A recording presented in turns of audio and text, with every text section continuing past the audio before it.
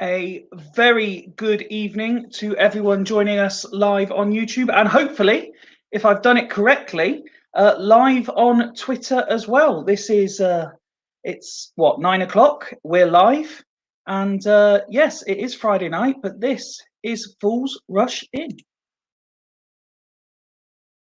Take my hand, take my whole life too,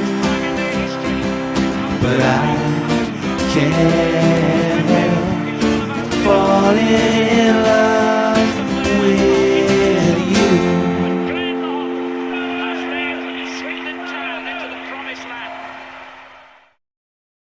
It's a little bit strange to be back doing this on a Friday again, but here we are, and I'm joined by a strong panel of guests. Let's say hello to everyone, starting with the man returning from holiday. Welcome back, Mark. How are you? I'm very well, Stephen. How the devil are you? I am very well. Delighted to have you back with us. Well, thank you very much. It's a joy to be here. And as always, I am buzzing to be back. Delighted. Next up, we've got the man who has been busier than half the chief executives in the EFL these last 24, 48 hours. Good evening, Ben. Hello, Fifey. How are you today, mate? I am very well. How about yourself? I'm all well, all good. Enjoy deadline day yesterday, mate, yeah? Loved it. Good, Loved good it. lads. We will be talking about that shortly. Next up, let's say hello to young Nick. How are you, pal? Yeah, really good, Fifey. Looking forward to a Friday night on the pod. As am I. Speaking of Friday night, we have Mr. Friday Night back with us. Warm welcome to Joe. How are you, buddy? Yeah, I'm all good, mate. It's been a while, and I don't do as many as I want to these days, but I'm glad to be here. But it's always a unique and special event when you are able to join us, pal. I just adding some magic to the occasion. Certainly are. Next up, one of our most loved panelists. Let's say a warm good evening to Ned. Good morning, Fivey. How are you, pal? Wunderbar, Dankeschön. Excellent. The penultimate panelist for tonight, we have Craig. How are you, pal? Yeah, I'm fine, Fifey. I just hope I haven't got any problems with my video. Badly done. Nicely done. And sneaking in, it would appear, while the title credits were on. Good evening, Kieran. Hello, Stephen. How are you, pal? Yeah, not too bad. You? Good. Yeah, very good. Thank you. And again, good evening to everyone watching us on YouTube. And if I've got it working correctly, everyone watching us on Twitter as well. The live chat is available, so whatever we're talking about, you can too. Just drop your comments in. We'll bring them up on the screen, and we will discuss away. We've also been given a number of questions ahead of time to put to tonight's panel. Let's get straight into it, guys. 5 in and 2 out yesterday. It was like a proper deadline day, wasn't it, Ben? We have to start with you. It was a proper event for Swindon Town yesterday. Yeah, I told you it'd be all right, didn't I? You did. Yeah, no, it in the end, it was a good day. I think there was some fears of how it would go, especially as expected, Harry would leave. I didn't think we'd get 5 in. I said 4 myself, but I didn't think we'll get 5. I think all the transfers are quite good, are quite positive. And I think collectively a fan base, especially on socials anyway, the fan base seemed to feel quite enthusiastic about it. They feel quite good. So at this moment, we all seem to feel like the club's going in the right direction, which is probably for the first time since the first game of the season we've done that. So it was a good day. Absolutely. Joe, let's come over to you. Let's get your opinions on this straight away. How did you enjoy yesterday's festivities? No, it was a good day all around, wasn't it? You know, we all knew what positions. Thank you to whoever that was. We all knew where we needed strengthening, and I think we got all the positions. Obviously, with Ward leaving as well, we needed another keeper, and we filled all the positions that we needed. That we've been saying on the pod that we need strengthening, I think there are some young, promising players there, and Jeffcott, I can't believe Jeffcott's only 22. I thought he was a lot older than that. So that was a nice surprise. And yeah, nice deal. That's a good deal. That I think a loan with an option to buy. I quite like that idea there. No, absolutely. Kieran, you snuck in, so we didn't get to have a chat beforehand. How are you feeling after yesterday? Yeah, I see how we'll see how the players get on. I think we're only really one player stronger out the whole window with what you take into account with what we've lost and what we've brought in. So it's not obviously not a terrible position. I think we're not going to have the biggest squad in the world. I'm sort of not asked about McCurdy going. I sort of think I've been resigned to that for a long time now. But I think it was a positive day that we got the ones that we needed. I think no one can moan in that we sort of covered the positions we needed to.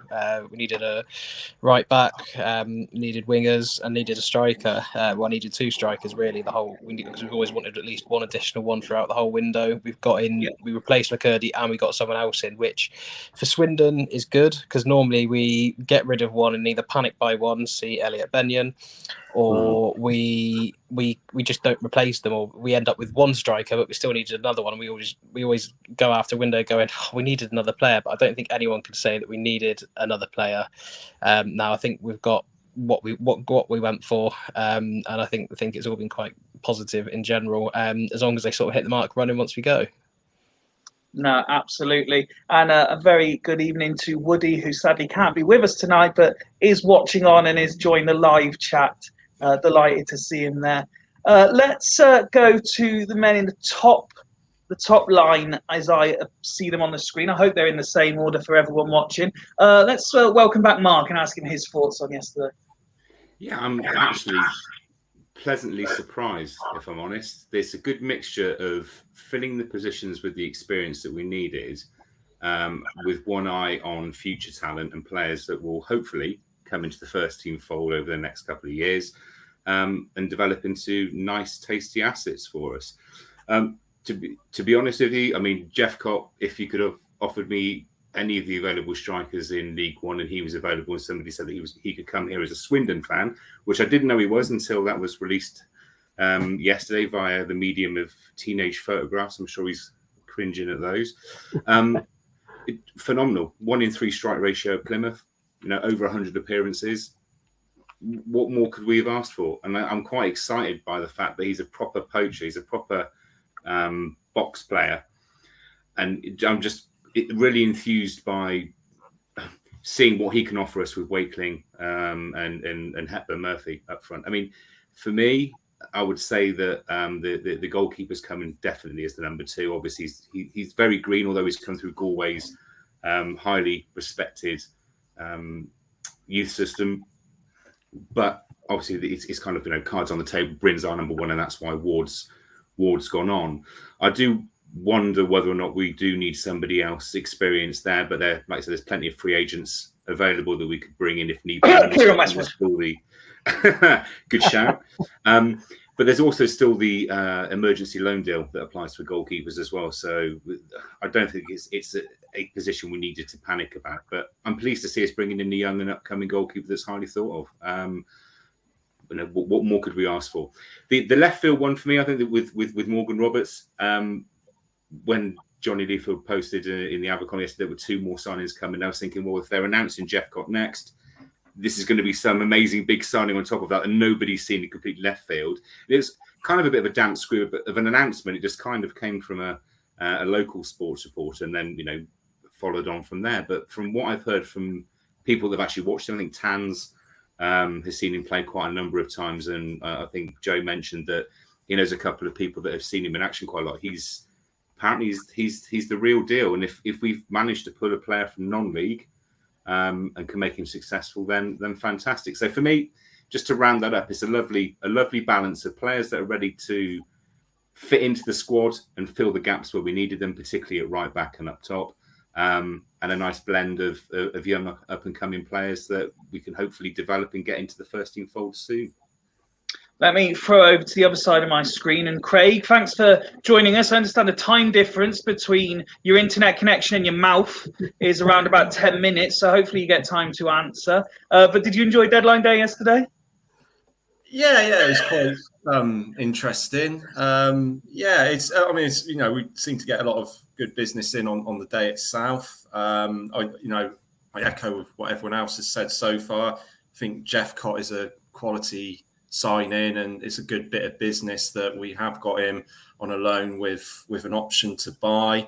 As Kieran was saying, only time will tell. I think I'm going to reserve judgment until for the next month and see how they get on. Really, like we said, Connor Brown looks quite promising.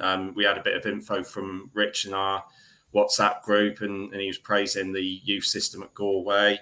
So he looks promising. Overall, I'm pleased with it. I'm sad that Ward left, to be honest, because I thought he was a quality keeper, but let's face it, he wasn't going to suit our style of play. I think apart from that mistake he made on Tuesday, he didn't let us down. And remember, he was one of the original 8 who stuck by us when things were tough. So I wish him nothing but the best, and I think he'll go from strength to strength at Sutton.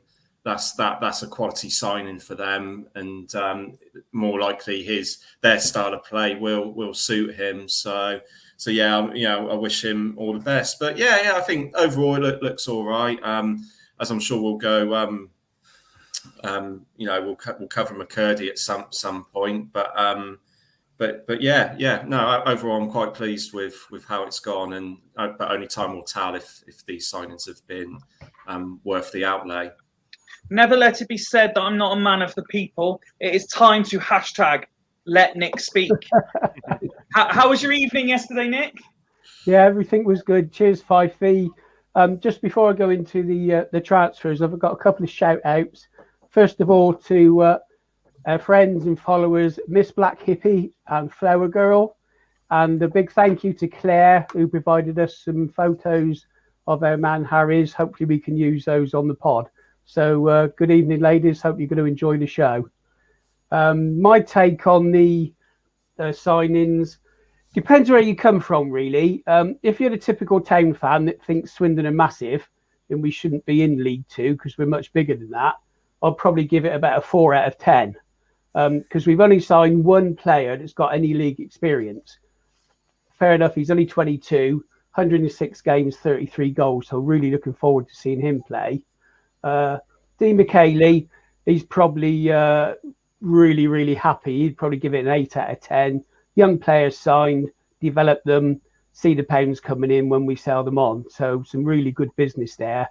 And sort of on that basis with experience and potential, I'll probably give it a 6 out of 10. Good day's work. Looking forward to seeing some of these players. And I think we'll be able to push on and at least get that top 7 spot now. I'm delighted to hear you say that. Last but certainly not least, Ned, you've waited patiently. What were your thoughts on last night's events? Oh, honestly, you couldn't wish for any more than what we got. Typical Swindon style would have signed up, like as Kieran said, like an Elliot Benyon figure. But to sign up, a respected, striker who's 22 years old, with the option to buy as well. So, obviously without that option, it could really sort of go against us because obviously at the end of it, if he scores 30 goals this season, his value would obviously go up. So, I mean, it's just perfect business all round for me. I just want to sort of. I know that there's been a lot of negativity with the the window in general for Swindon, but I mean, statistically, it is a very, very good window for us. We've bought the most amount of players that we have done for oh my sweet Jesus. we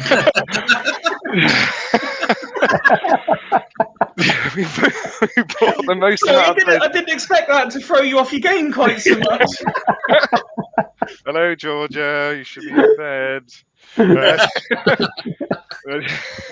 Yay! We bought the most amount of players that we've sort of ever bought, as far as I'm aware. We've really sort of bolstered our ranks for the future, and it's refreshing. It's It's the ages of the players that we brought in as well. It's incredible. Ranging from the youngsters like Oscar Massey, and then obviously the oldest player we got was Gavin Gunning, but you count him as a coach. I don't think he'll ever play for us. But then you got Angus McDonald's the next oldest at 29. You expect him to be around, as a centre back for at least 2 or 3 years possibly. And then we have like several 26-year-olds, and everyone else is younger. But it's honestly, it's a real fantastic mix.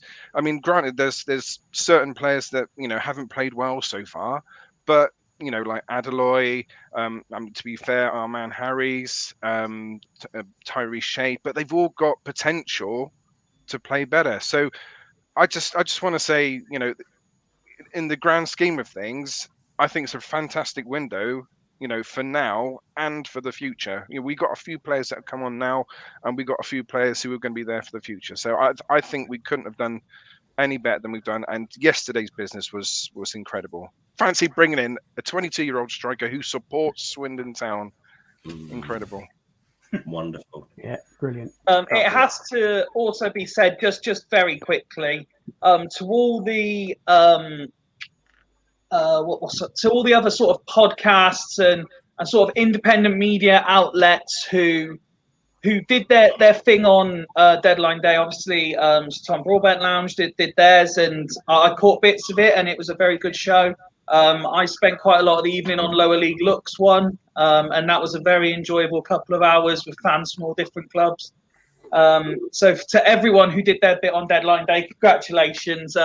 I think the fact that we were busy made it more enjoyable as well, but it was a very, very enjoyable evening. We have been sent in a load of different questions based around the deadline day deals. So what I'd like to do, if we can, because I know Ned's prepared the list of every player we've signed, so that we could quickly run through the entire transfer window at the end of this segment. And obviously we want to talk McCurdy as well. I want to throw a few of these questions out to you to see what we think. Let's start, if I can, based on the comment that I flashed up from Woody a second ago as well. And I'm not going to call them out unless you go silent. You're all pros at this now and can hold a discussion amongst yourselves. Luke asked simply, which signing excites you the most?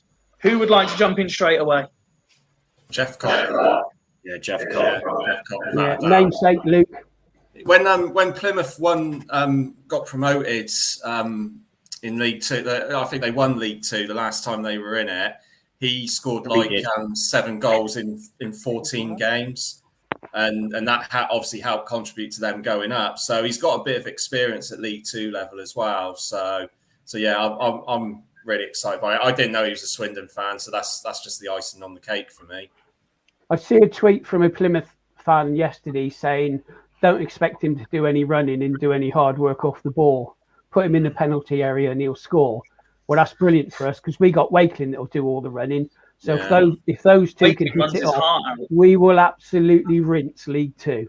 I was thinking to myself today that Wakeling and Jeff Cott gives me Yates and Doyle vibes. 100%. Yeah, that's been a common theme on the socials. But just I love this positivity. I'm actually just tweeting out the quote there, messaging out the quote there in the chat. We will rinse League Two. Not by Ben. What a difference hours makes. I want to throw Morgan Robertson into that conversation. A lot of people are buzzing about Morgan Robertson. There's something about this lad. I think he's. It might take him a few months to bed in and things, but I think he's got something about him. This lad. Well, didn't he scored 10 goals in 27 games last season, and that's not bad for a winger. Yeah, so five already this season, apparently in National League North. So yeah, so National League North is quite a decent level because a lot of those teams are professional as well. I don't think Banbury are. No, but it's only 2 tiers below us, Craig. So it's not far. Well, yeah, but I mean, it's higher than what people think because they assume it's just all part time, and it's. Even though you've got the South and the North are supposed to be the same, the North is slightly a better quality division. So yeah. On his scoring, Craig, he's hit 25 goals in 63 games for Banbury. That's a 40% strike rate. And I know it's obviously different levels, but if he can get anywhere near that from us, well, we're going to have a player. And the other thing is, he's a lefty. Lefties are gorgeous. I'm a lefty. Of course he is. Let me throw another one out there just briefly, if I can. We saw a lot, and a few of our guys as well. Some of you guys mentioned, despite the fact that we signed, depending on whether you think he's good or not, we had Sade and we had Hutton. Everyone seemed desperate for a right back, and the first signing yesterday was a right back. Now, admittedly, and I think if we're all honest, unless someone's been doing their research last 24 hours, none of us really know a great deal about the young lad that's coming from Spurs. But who is daring to be a little bit excited? I am. I mean, let's remember, no one ever wants to grow up to be a Gary Neville, is the quote. But who's excited that we signed a right back? He's got a good pedigree. Hasn't he? He's got a good pedigree. I mean, he's made European appearances for Tottenham under Mourinho. That's got to count for something. He was lined up to go to Hull, so he's got to have something about him, isn't he? On loan, he's got to have something about him, and yeah. I was, the father-in-law's a Spurs fan, so that's always good as well to get some Spurs players in on loan.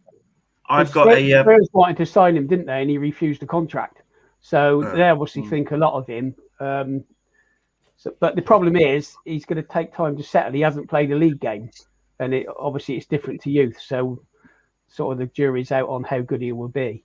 But I did a quick bit today, just a quick sort of trying to find out a bit, and it strikes me that he's in the Kessel Hayden type. Yeah. Attacking fullback, pacey, gets up and down.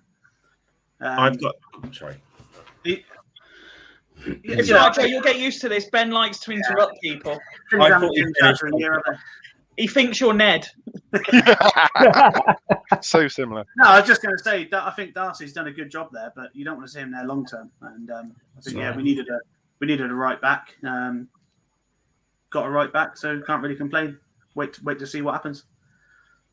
Just to highlight very quickly a tweet that I've seen come in. I'm not sure if the Twitter live is necessarily working. It is. We are testing it, hoping it's working. And if anyone is watching through Twitter and can post a comment so we can see if that will come up in the chat, that'd be very helpful. But Nick's #1 fan, Danielle, has put hashtag let Nick speak will never get old. Thank you for the shout out, Oakus Road and Fools Rush In. And then also Fifey, your t-shirt. Are Fools Rush In tees available for sale? No, they are not. We've never really we've jokingly commented about Fools Rush In merch. We didn't really think anybody would be that interested in having Fools Rush In merch. If you want Fools Rush In merch, then let us know. I'm sure we can sort something. But this one is certainly limited edition because this is when I got screwed over on our first night out. Everyone else got red, and I had to go down to Union Town Centre in yellow. I've got a spare Fools Rush In one with Jack Frost on the back. Well, we can put that one up for auction. Yeah. Let's go back into some of the questions on deadline day deals. Unless Ben, sorry, is there something else you wanted to add? Yeah, just about the new Lavier. I have got a mate who I've been in contact with. Really? 2000. Yeah, I've got one. He's You've got more than one, Ben. I think he goes by on Twitter, and he's quite keen on Spurs, and he tweets a lot about the academy. He knows quite a bit about them. I sort of chatted to him from way back in 2015, where we used to be like mini Spurs lot. And he says this lad's quite a coup for us. He's not going to make the Spurs team, but there was 2 championship clubs after his loan before he came to us, but they just wanted to loan him, and Swindon wanted to have them all together, so he decided to come here. But there was genuine interest from championship clubs, one of them being Hull, who wanted to take him on this season, and he came here. So that's a good sign. It's not a guarantee, but it gives Kessler vibes. So that's why I'm a little bit quite excited to see how good he is. Well, look, let's be honest. We needed a proper right back because neither Hutton nor Shade have looked particularly comfortable in that position, and we've had to resort to putting Darcy there, who, to be fair to him, I'll put my hands up and say fair play to any footballer who's happy to take on and play out of position in the first team. massive kudos. And to be honest to him, he's done a cracking job. But in the last couple of games, the diagonal balls over the back and in behind him have caused him a lot of problems. So teams have already seen or had already seen that it was going to be a massive issue for us. So I was very excited. It could have been any right back, if I'm perfectly honest, as long as I knew how to play the position I'd have taken. Well, the last one we had was Nathan Byrne from Spurs. He was a right back, and he didn't turn out bad, did he? Again, it's that question that's around at the minute. Was Nathan Byrne a right back or was he a right wing back? He's right wing back.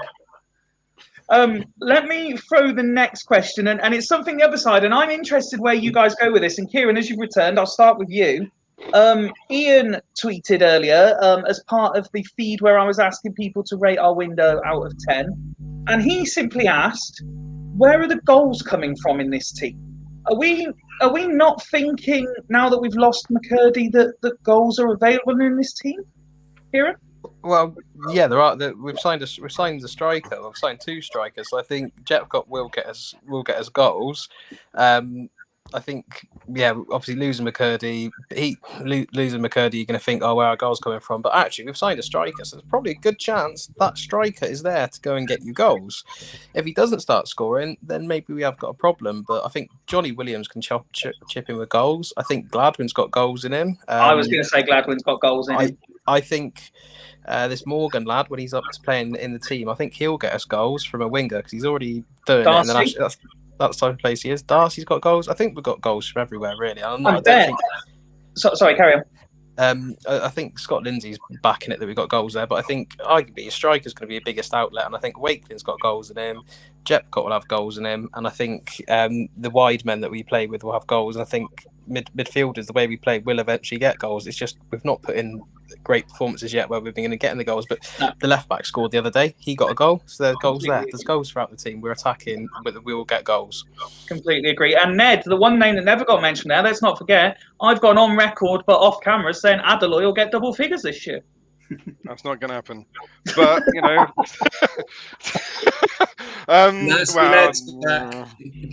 Yeah, negative Ned. I mean, where are the goals coming from? So I've got this vision in my head that it's going to be coming from attacking, midfielders making runs into the box. So I think, the idea of crossing into the box, we haven't got the tools, we haven't got the people up front to win the headers in the air. So we're going to have to do some more, penetrative runs. I can't even say the word. Penetrative. That'll do. So that's as far as I can see. That's where most of our goals would come from, creating a space by the attacking players running into the box, running into the spaces. So I can see us scoring a lot of goals that way. So I would say I'd rather see Williams move back into like where Gladwin is, and I want to see someone like someone who's going to run out wide. I would like to see what Roberts could do out there, but it's too early for Roberts, to be fair. But someone like Roberts, someone with a bit of pace out on the wide. That's what I'd like to see. Craig, we got goals in this team? Well, I mean, with Jeffcott, yeah, I think so. And it's about the Oh no!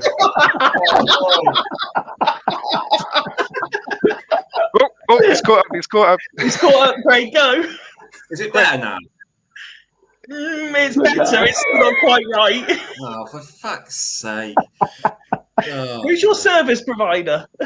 I don't think it's that. I think it's because I'm logged in on your StreamYard with you at the same time. But I don't know. But for fuck's sake! Woody's connection. Yeah, that's why he's not on tonight. Carry on, Craig. It's fine. No, that's all right. It's all caught up. It's fine. Is it caught up? I think we have got goals. I'm sure Williams will chip in with some as well. It's I guess it depends on how well Jeffcott works with Wakelin, as we were saying earlier. Wakelin's going to do the hard work up front, and he must be a nightmare to defend against. So hopefully he'll be putting pressure on defenders that we're playing against. and that will give opportunities not just for him but for Jeff Cott as well. So that's where I can see the goals coming from at the moment. Whether that will be enough for us to get up to go up this season is another question. Nick, you confident we're going to start scoring some goals? Yeah, without a doubt. But I think it depends what system he plays. We've had lots of discussions about this. If he goes 3 at the back and we've got 2 decent wing backs that can bomb up and get crosses in the box early, and then you've got the 2 strikers, I mean, give them chances and they'll both score. So it depends on that feed to them. I think that's critical. And if we can do this fast, free-flowing forward football that he's talked about, we won't have any major issues, I don't think, on scoring goals. Personally, I don't think we've got a lot of goals in the midfield there. We've got Gladwin that may chip in with a few. Reed, he doesn't really score much. Khan, I can't see him being a goal scorer. And it depends how much Williams plays. So I think it's got to come from creative in the wing-back roles, or if we go back 4, the full-backs getting forwarding, bombing crosses in, and for our front 2. And as I said, I think they can be lethal for the season. And Mark, it's worth noting there's another name conspicuous by its absence so far, and it's the other deadline day signing. Hepburn Murphy hasn't even been mentioned by anyone yet. Well, to be honest with you, he's my signing of transfer deadline day for Swindon, and I know a lot of people are going to say, "Well, what about Jeff Cott?" And that's a given that we needed a striker. I don't know whether people know too much about Hepburn Murphy or have read into his actual story, but being a Villa youth product, he was their second youngest first team player in their history. Was tipped as a wonder kid, picked up a few niggly, horrible injuries. Was about to get a run under Steve Bruce. There was the whole takeover piece at Aston Villa and new money, and he kind of ended up being shipped out, a bit nomadic in terms of his loans, and ended up at Paphos, believe it or not, where he spent the last 2 years. Now, he isn't necessarily prolific. He's scored, 12 goals in 78 appearances. I can see him playing as a 10 or 11 and not as a striker. He's not your typical centre forward. He's not tall enough really or physically built enough to get the goals in that role. That's what Jeff Cott's job will be. But I can see him quite nicely filling the role of dare I say it, Jack Payne and or Harry McCurdy in the 10 or the 11 slot. He's quick. He's got a really low centre of gravity. If you've watched any of his videos, he's going to be a tricky player. Now, we know he's not quite ready for matches yet. He's another 3 weeks ago, 3 weeks away. But if I'm honest with you, he is the type of player. If he's had the corrective surgery, as we talked about earlier on, to fix this long-term injury that he's had, and if he can get back to 75, 80% of the player that he once was when he was tipped as being a wonder kid, I think we've got one hell of a player on our hands. So I'm hopeful that he will score a fair few goals for us going into the second half of the season. Joe, the one thing I'm always conscious of, and I don't want to put a dampener on it, but I do like to try and keep it balanced, is we've heard the word video twice, if not 3 times so far. It's dangerous rating players on their YouTube clips, isn't it? Yeah, well, Yinka Kasau always comes to mind for that. Good old Yinka.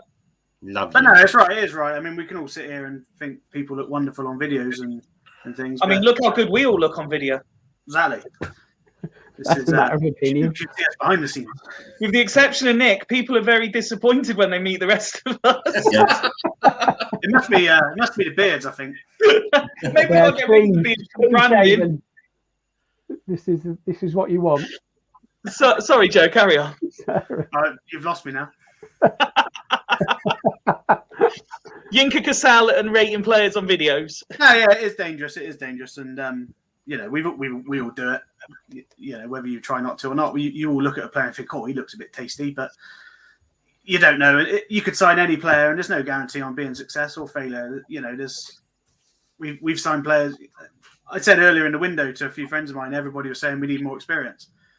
Well, to me, the last experienced team we had was the one that Danny Wilson put together, and that was an absolute shit show that season. So I think there's no guarantee with any player.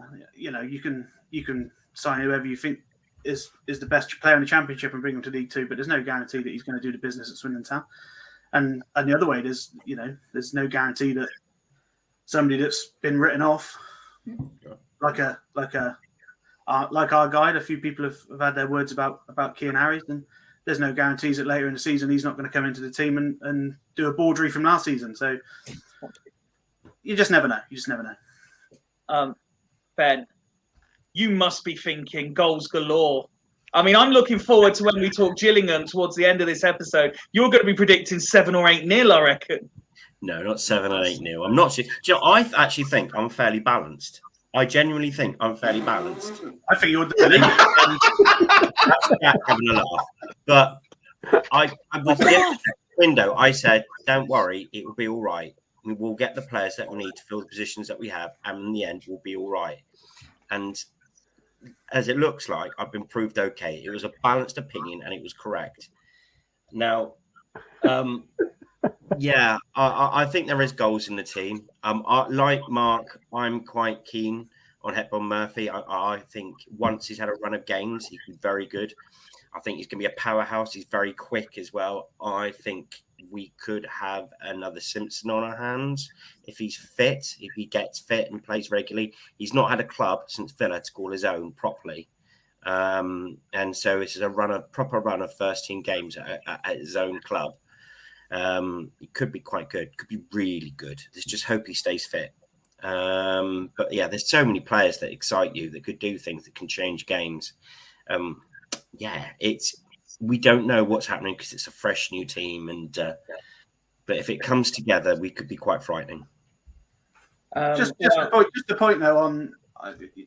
I know Nick said earlier he was worried about goals from midfield, but I think if you had Williams, Gladwin, Khan, Darcy, if they all chipped in 4, 5, 6 goals each, you're already hitting between 20 and 30 goals there. Yeah, and then you're looking for your Jeff Cotts and your more attacking players to knock a few in between them. But I think if you've got 4 or 5 midfield players that can chip in with 4 or 5, that's got to be a good thing. Jeff Cott pops in 20 and Wakeland 15, and the rest pop in with another. 5, yeah. Then we're going to be in the top 7. Yeah. Don't want too much, do you, Ben? No, but I think this team. He's a balanced guy, though. I'm confident. But while we have you as the talker at the minute, Ben, there were 2 questions submitted specifically for you. So these are aimed straight for you. First from our friend Mike, who wants to know, do you regret being so pessimistic, only guessing we would get 4? Yeah, well, I try and underplay it a little bit because I don't want to look a fool if it doesn't quite come. You're literally on a podcast called Fools Rush In. I know. But yeah, do you know, every interview the club made, any interview that Lindsay made, any interview that signed, and everyone was mistrusting, and because we've been scarred in the past. But I generally do think the ownership have got the best interest of the club, and they've got a game plan, and they had plans, and I had just faith. It might have been blind faith that they'd do it, but I'm still quite invested in Clem, and whether I'm a happy clapper because of that reason, I'm a happy clapper. But I thought we would be all right at the end of the day. And, from what I heard from rumours and stuff, that there was going to be movement, a lot of movement towards the back end, and it came to fruition. So, I'm quite happy. I overshot it, undershot it deliberately. The second question submitted was from John, who I have seen has been in the chat tonight, so he may still be watching. He wants to know, given everything that happened during the course of the transfer window, particularly comments aimed at you, could Ben do a little victory dance for us, please? On a side note to that, fair play to a few of them, because I took a lot of stick for being, and I've been called a lot of names and happy clapping and all that sort of thing, and just basically like a moron for being so positive. And a few of them have PM'd me just going, yeah, fair play, mate. You won the transfer window. Well done for holding firm, which is nice. But I've just got an opinion, so I stuck by it. I might have been wrong. I might look a right fool if we only signed 1 and wouldn't look rubbish, but We've not played any. Well, Come on, that's Ben, let's very see the good. dance. Let's not go over the top. We still, these might be total flops and will be awful, and I'll look at decking them. Craig, do you remember on Monday's episode you somehow managed to spotlight yourself so that you were the only person on the screen? Can you teach Ben quickly so we can do a victory dance? I want to see the truffle shuffle. Yeah, I think his head's just got too big for his own square there, hasn't it? Now. But yeah, no, I said my piece. I've done my because I got torrid abuse from a lot of people. So yeah, you don't deserve that, Ben. Ben, I know me and you we have our differences, but we're normally respectful for each other, and, exactly. There's no justification for any abuse towards you, and I'll have your corner any day. On that particular note, to all of you guys, and thank you to those who messaged Fools Rush In specifically about it. We did receive a handful of messages saying it's nice to see a group of fans be able to have different opinions and not just resort to name calling and bickering like you get a lot of online. So thank you to those who messaged that, and credit to you guys for being able to do that. Let's move on. So we have a multiple of questions that were all kind of linked to the same thing. I've tried to separate them out as best as I can to keep the conversation going, but it's all now about the pressure that Lindsay is under given the optimism after yesterday. So the questions kind of went like this. Is the pressure now on Lindsay? Has the focus been taken away from Dee McKaylee because of what happened yesterday? Will he be given time, that's Lindsay that is, with all of these new players to, we know Woody hates the phrase, gel them together, or will fans be expecting an instant turnaround in form? That's part one to do with the coaches. As a coach yourself, Mark, what do you think about this? Well, let's be realistic. First of all, we've only lost one league game this season, so I'm going to put a positive spin on it. Don't you start with me. We've only lost one league game this season. But you're quite right. You're quite right. If you look at the squad on paper, it's a team that's good enough to now make the playoffs. So 100% the pressure is on the manager. I look at the depth of our squad now. There are a myriad of different formations available to him and the players. Yes, and the number of players in order to facilitate that. I still think it'll be a mixture of 4-3-3 and 3-5-2. I don't think we'll play any other way. That seems to be the preferred method, just because of how we're geared to pass and move the ball around through the thirds. I'm still expecting us to improve on the direct style of our play. There seems to be a lot of hopeless punting the ball rather than, I guess, getting the balance right with picking the longer passes rather than aimless punts. But that's probably a style that's going to take a little bit longer to embed. I guess it depends on how complicated the tactics are that the management team are putting together. If I'm honest, Lindsay's got to be given the time. With the whole, we've already highlighted the fact there are 19 players that have been bought in since the start of for our transfer window. That's a lot of players. Pre-season was a bit shorter. I think that although that was the same for all the other clubs out there, we didn't really play enough games in pre-season compared to previous years. And yes, we've just signed another few players in now in the on transfer deadline day that are going to need a little bit of time to get used to their colleagues. I won't use the word gel, but get used to how we play and how that works. So is he on borrowed time? I kind of get the feeling we're at a crux point. I'm expecting us to go to Gillingham and win. They've scored one goal this season, something ridiculous like that. I look at our team on paper and think we can go there and we can win quite comfortably, and we should be able to go there and win quite comfortably. It's just whether he puts the right players out on the pitch and gets his instructions across clearly. I think the thing that's frustrating the fans, from my point of view as a coach, is he says the same things after every game. He's like, the comments that were made after Crystal Palace was that how did we lose when we played that well? Well, we'll come on to it, and I can tell you what, quite blatantly obvious why we lost that match. But it's the same churn. It's the same churn of comments, and it gets a bit tiresome.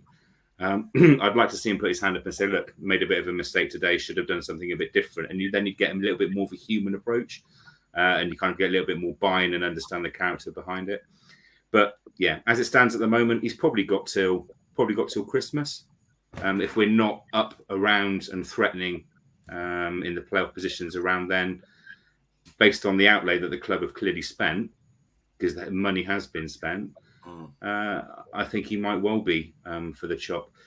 But it's deflecting away from the easy fall guy in the situation, which is Dean McKaylee. Because if it all goes well, he takes all the plaudits. If it all goes to shit, he's not necessarily the one that takes the can. So there's absolutely no pressure on him, and it is all on the coaching team. Craig, me and you have had a lot to say, particularly in recent weeks, about this. Where do you stand on this particular subject? Is all the pressure now on Lindsay? Yeah, it seems to be that way. I mean, we said on the last pod, I think most of us, that regardless of what was happening in this transfer window, he had a month or maybe two at the most, and needs to hit the ground running really in this next month, even with these new signings. He just, like Mark was saying, he has come up with a lot of sort of lame excuses so far. I mean, I know we'll go into the Palace game, but to say that we were outstanding after that, it's a bit concerning, really. The pressure is on because he's the manager at the end of the day. The manager it's a results-driven business, and the manager gets the can at the end of the day. I'm guessing because Sandro Di Michele's doing the old school, either director of football, technical director, whatever you want to call it. That's more of a longer term thing. He's going to be spreadsheet. Yeah. He's going to be in regardless of who the manager is. So yeah, it is going to fall down onto Lindsay. Whether that's fair or not, I don't know. And I had my issues with Di Michele up until yesterday's window. Up until about 7:30 last night. Yeah. Well, even that, I'm still, like I said, I'm reserving judgment because apart from Jeff Cott, the other players, they're either lower league or they haven't really. We don't know too much about them. So as far as Di Michele's concerned, I'll wait and see in a month's time. But the same for Lindsay, to be honest with you. But yeah, only, at the end of the day, only time will tell. And at the end of the day, Lindsay's the manager, and he's got to get the best out of the players that have been brought for him. Ben? Lindsay, yeah, I'm still on the belief that he needs to. With the squad that he got, I think we need to be towards the top half, at least mid-table by October, into October. If we're still languishing like sort of 17th, then I think it's time to move on. I think we've got runner games now that are on paper a little bit easier. I think it might take a game or two to get up to speed with some of the players, but I think we can. I think he'll be all right in the long run. He's learning on the job, but I think we need to push on. Joe? Yeah, I mean, there can be no excuses now. I think he's got players in positions to do different formations, different approaches. I think if it's not improved by the middle of October, I think he's going to be in serious trouble. And I really want him to do well because I really like the guy. But at the end of the day, like we say, it is a results business, and if he's not doing the business, then he's going to be ushered out the door, I think. Okay. Kieran, where are you on this one? I think he's got the tools now. I think, as Woody said in the comments, I think he's been backed. He can't argue not being backed this window. I don't know how much input he's had into the players. Obviously, he as a head coach, you sort of just say, I need players in this position, I need them that. We'll go out. You go out and find them, and that's what Di Michele's done. My judgment on him will be probably at the end of the season as to how we've done and how those players he's brought in has done versus what Ben Chorley did. But on the manager, I think if he doesn't start turning results around by sort of end of this month, October time, then you've got to look elsewhere and he's got to go. I still think personally a different manager, a different head coach gets more out of this current squad that we had. But he's obviously needs time to be able to fully get that out of them. But if he can't get it out of them by the end of this month, we've seriously got to be looking at his job, because he's obviously not the head coach we're looking for. And I think it would be a shame if he wasn't. I really do want it to work out for him, because I think he does generally have a passion for the club, but I think that can also hinder you. And I also think he may very well be a good coach, but as I say, head coaches don't always make the step up. But I think, he's got the tools to do the job now. He's got his players. This is his group of players. He's got to start getting them ticking. And if he doesn't by the end of this month, we've got to start looking elsewhere, because it's not all over in October. But if we leave until Christmas, it could all be over by then, and we're just sort of languishing in the league. But obviously the other thing is, are we expecting a points deduction, and are we just looking to consolidate because of that? And that's why the window's been how it is. But I think with the signings yesterday, I'd say no. But Lindsay's got a big month ahead of him, and it's his time to prove he can do this job now.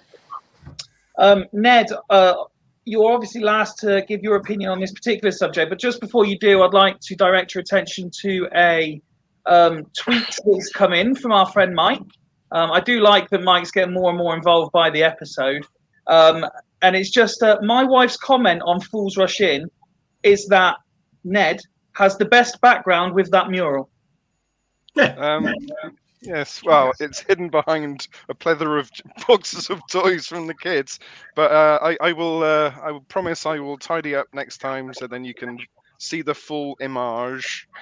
But yeah, there's also a discussion going on at the minute about different Fools Rush In merch that may or may not become available. We'll have to discuss that off air. Your thoughts on Lindsay, Ned? Is the pressure on him? Well, I've been saying that, ever since Harrogate, we've been on an upward, trajectory. Sounds like I'm pissed. I'm really not, honestly. I swear. You just pick really difficult words to say. I do, Mark smashes them out the park, but I just can't get them out of my mouth. He's every performance we seem to be taking part in from Harrogate onwards has been better than the previous. So I have got every hope, and he's now been given the tools. So there's absolutely no reason why we shouldn't be winning our next 3 games. So where what Ben said about, if we're not mid-table by the end of this month, I think that's simply not good enough. That's simply not good enough, because we've played some really good teams so far. We haven't played well, but we still managed to get points. And now we're getting better with better players. Not winning the next 3 games is not acceptable. So in my opinion, if we're not in the top 6 by the end of this month, it's a very, very poor outcome for me. This month is gone. I don't mean to be the pedantic one, but quite often I am. If we're 7th and in the last playoff position, is that still acceptable? If we're 7th, yes. Realistically, we've only gained 3 points from the teams above us. So I guess if every team above us wins the majority of their games, then fair enough. But I don't think that's going to happen. But there we go. I don't think it's simply good enough. If we're not in the top 6 by the end of this month, it's certainly not good enough. And we've been given a striker which is proven at this level. So there's absolutely no reason at all why we shouldn't be top 6. Oh, thank you, Mr. Wood. I think you're assuming though that every player hits the ground running. But even if they don't, even if they don't, I mean, we still got Wakelin. He still should be able to score goals. We have. I mean, granted, we haven't got McCurdy, but we haven't had him for the last couple of games anyway. So, but it's mid-table by the end of this month. Is Ned very quickly becoming tonight's Warren? Everyone's just loving Ned. All the comments are about Ned. Well, if Ned's right, we're on for a top 3. We're in for one hell of a September, that's for sure. Yeah. No one will be playing that infamous Green Day song, will they? I can't wait to be called Bradford. We've just got to win the next. What Ned says is true. The thing is, what I'm gaining is, as you know, maybe not quite to Ben's level, but I do try to be, especially off camera, where I don't have to try and keep this level balance. I am one of the more positive ones. I'm just wondering how soon before someone says HMS is leaving the dock.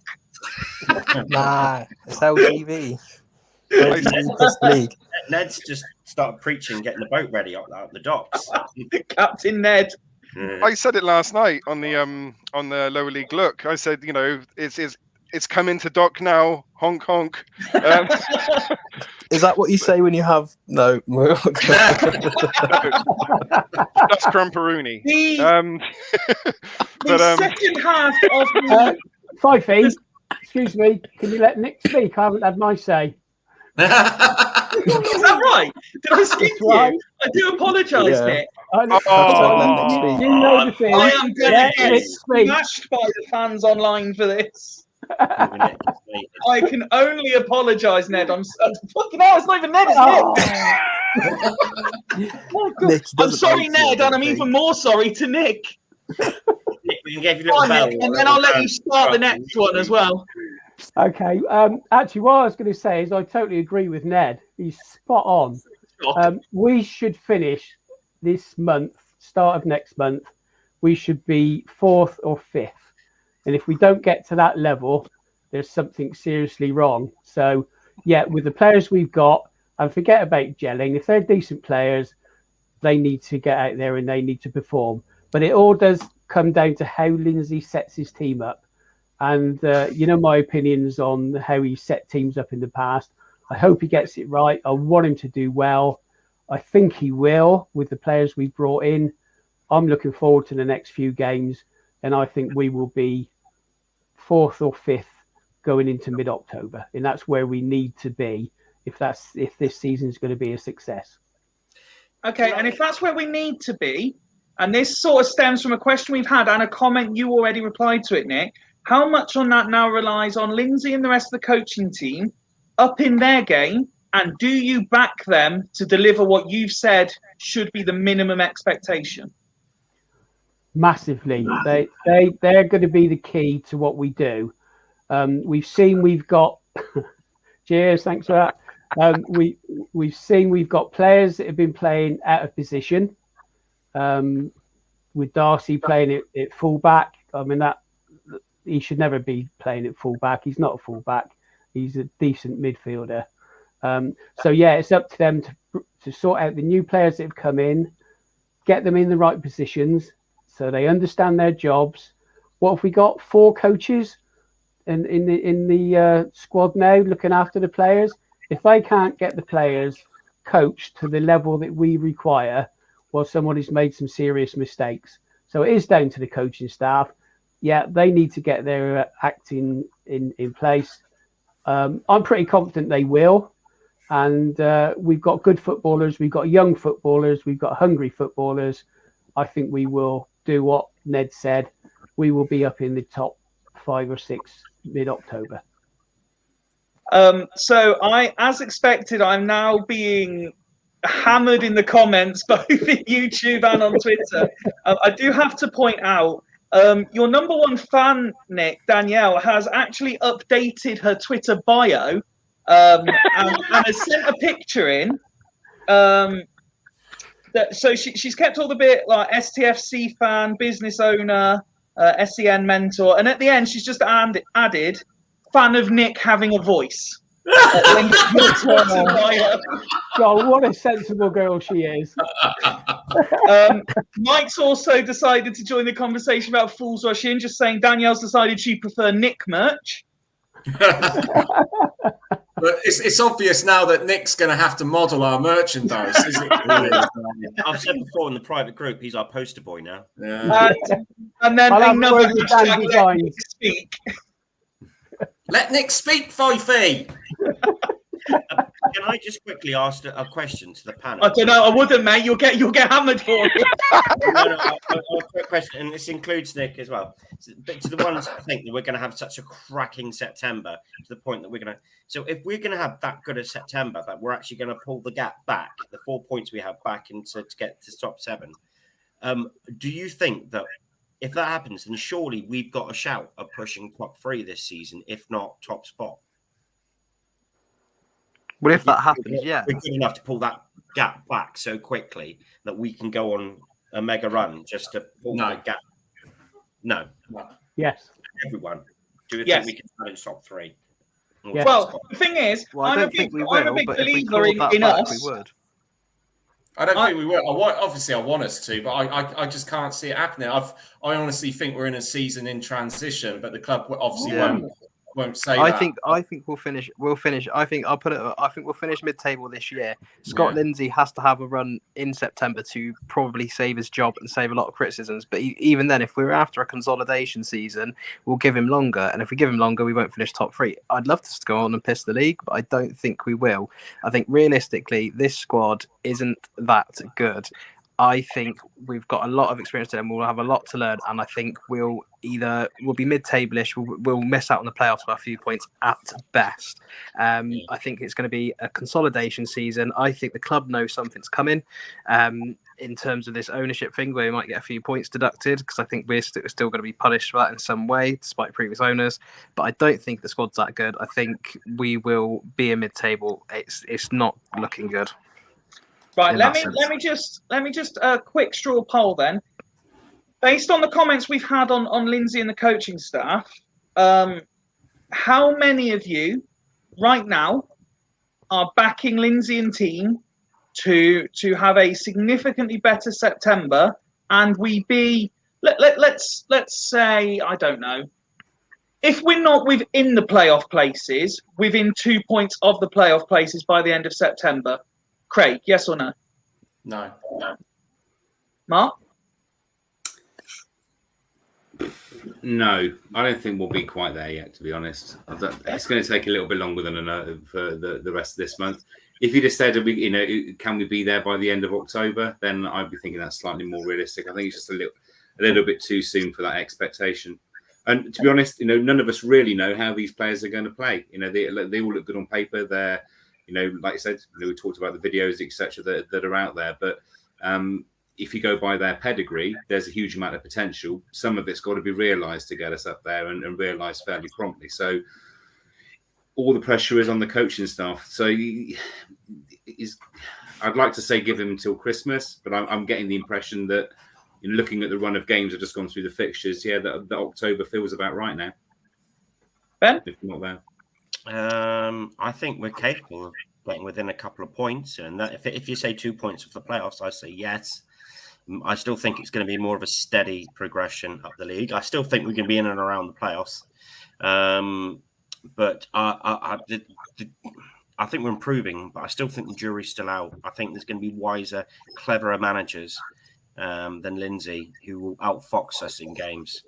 And I think that might do us a little bit. So we'll see on Lindsay. I think the squad's good enough. I'm not sure about Lindsay. Kieran? I'll back them. I'll back this team. I'll always back Swindon, but I don't think we'll be there. No. Okay. Ned? We're definitely good enough.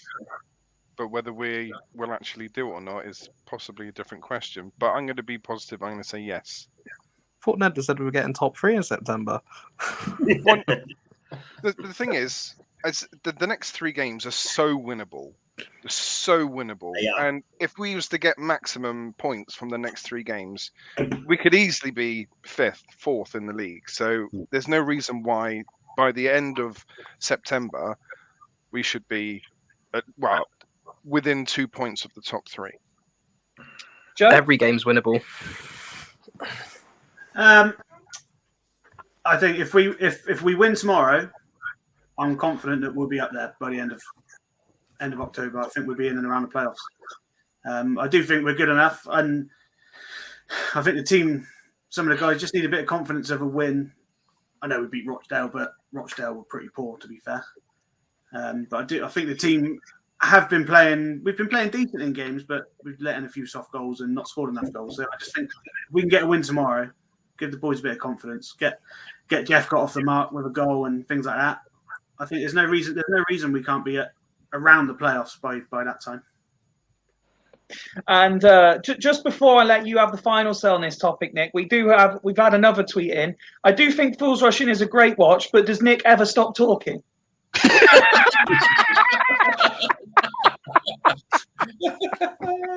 Only if I get the chance. So I mean, you started this segment off. Do you believe Lindsay will get it right in the next month? I think we will be in the top 7, should be 4th or 5th in September. We need to be, because in October we play Northampton, Mansfield, Bradford. 3 really easy 9 points, games. Nick. Easy 9 points. Oh, I wish. Bradford are mid at best. Mid. It's still going to be a hard game. Mind you, Swindon are massive, so we'll be okay.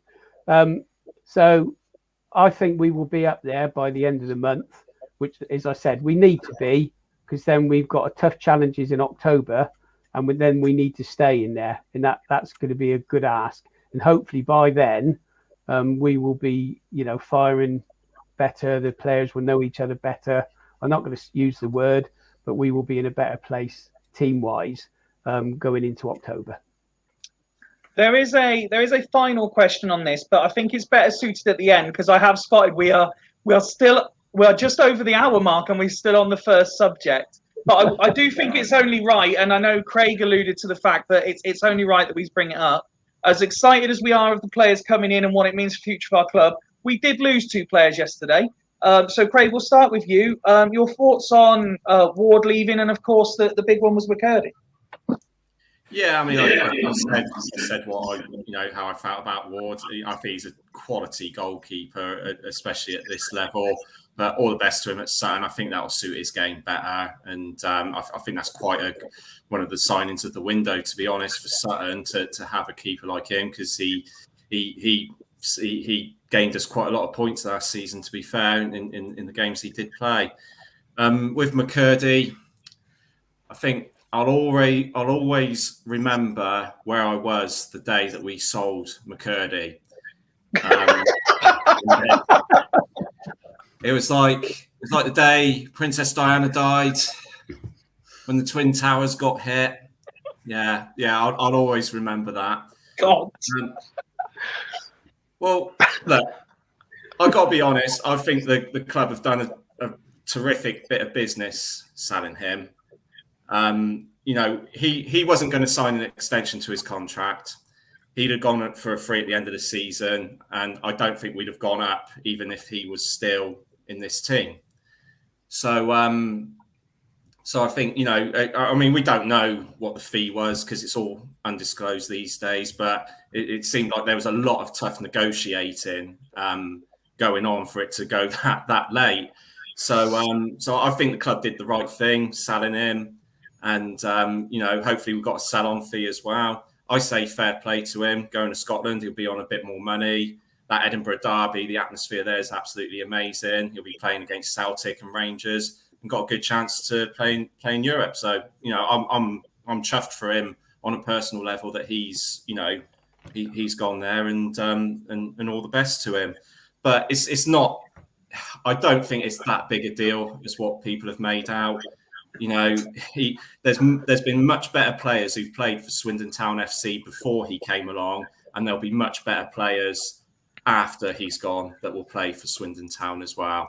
He wouldn't even get in. He'd struggle to get into the top 15 or 20 strikers in the last 35 years that I've supported the club, and he wouldn't even make the top 50 players. So yeah, he's a good player. He's a good League Two player, and I hope he becomes a really good Scottish Premiership player. But I think it's good business from the club, and hopefully we got a lot of that money up front, and we can use some of that in the January transfer window if needed. Joe, as we know from previous, like myself, you enjoy a bit of Scottish football because you know a ridiculous amount of it. Are you looking forward to see how he copes in the cauldrons of Celtic Park and Ibrox? Well, I'm not going to lie, I don't really give a shit now. No. I think if he keeps his head and he concentrates on his football, that's a big if. I think he'll be fine, but I think he's going to be a long way from Chelsea. And I think I could get called out here, but I think he got away with a lot of things at our club that he perhaps won't be allowed to get away with at another club. But I will say, I do agree with some of what Craig said. There are far better players we've had and far better players we will have in the future. But this guy gives 110% in every game. Sometimes bends the rules, don't get me wrong. Bit of controversy follows him around. But I've got to say, this guy off the pitch is genuinely the nicest guy I think I've ever met at Swindon. And I do really wish him well. And I hope he does smash it up there. Ned? Yeah, I want to echo what the guys have said. I really hope he does well. For all his faults, as Joseph said, he really does give 110% on the pitch. Always constantly running. He might be back chatting the ref and winding up, everyone else, but you can't fault his trying, and I think we're going to really miss his attacking runs. But there we go. What can you do? It's just interesting to see who's going to replace him in our squad, and where we go from here. But obviously, there's a plan. So good luck, H Dog in Scotland. Good luck. Indeed, Nick. Yeah, I mean, fair play to Craig. He got it right last week. I said he would stay. Hands up, got that wrong. I'm amazed he's gone to Scotland. Don't know why the hell he's done that. He must be on a bloody good deal. Yeah, I love McCurdy. As you can see, I've got him in the background saying goodbye to the county ground. He was the player that got old gits like me off my seat, excited.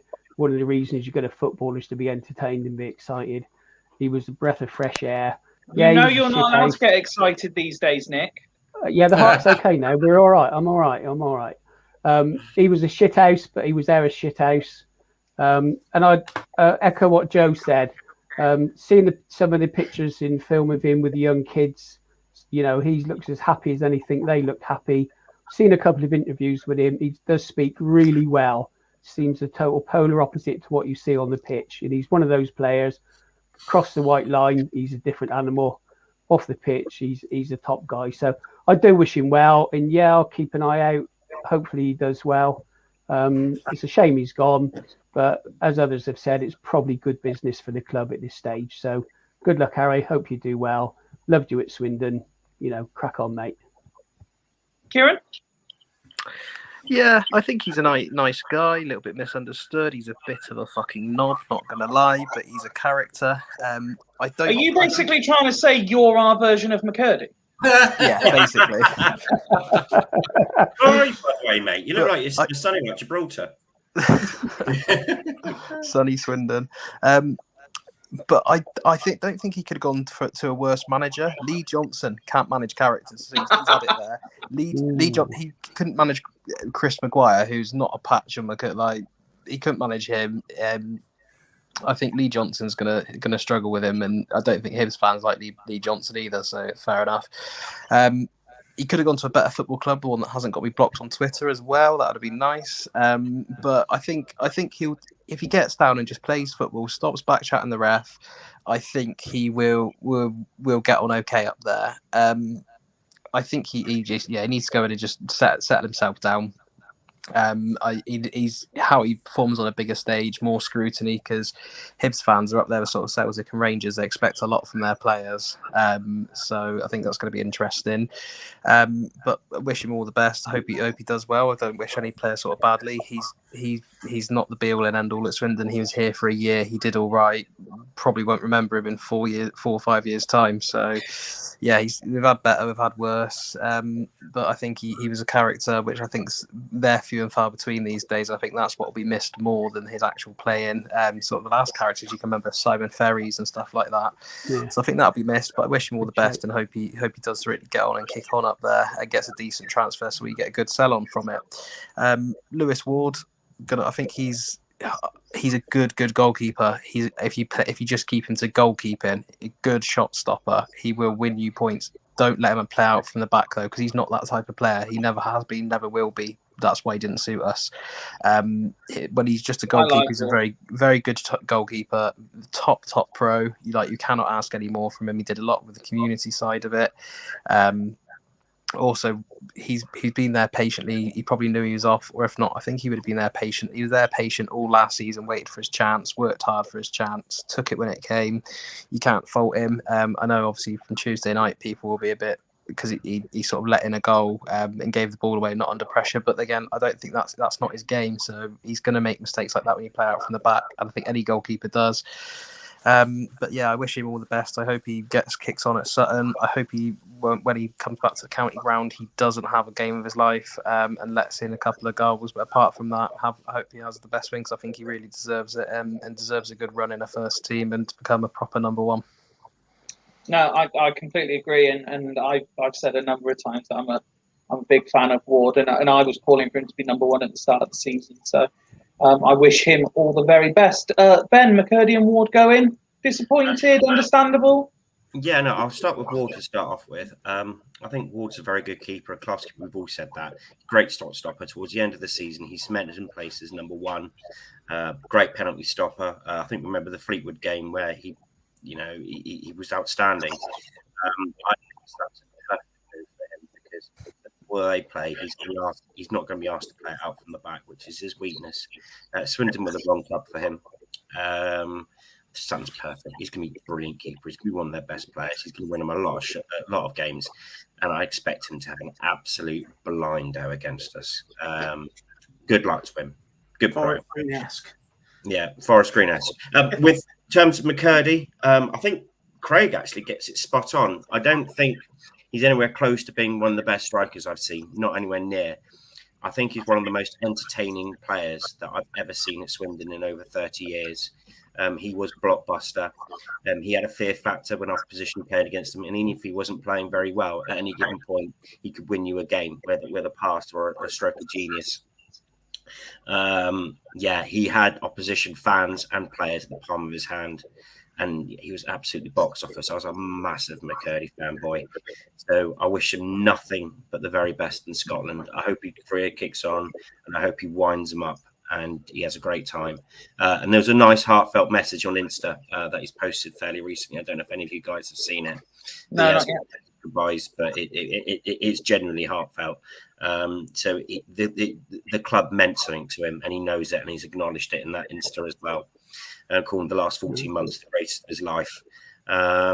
So yeah, all the best. Have a great time, and thanks to Mary's Harry McCurdy. And last but certainly not least, Mark.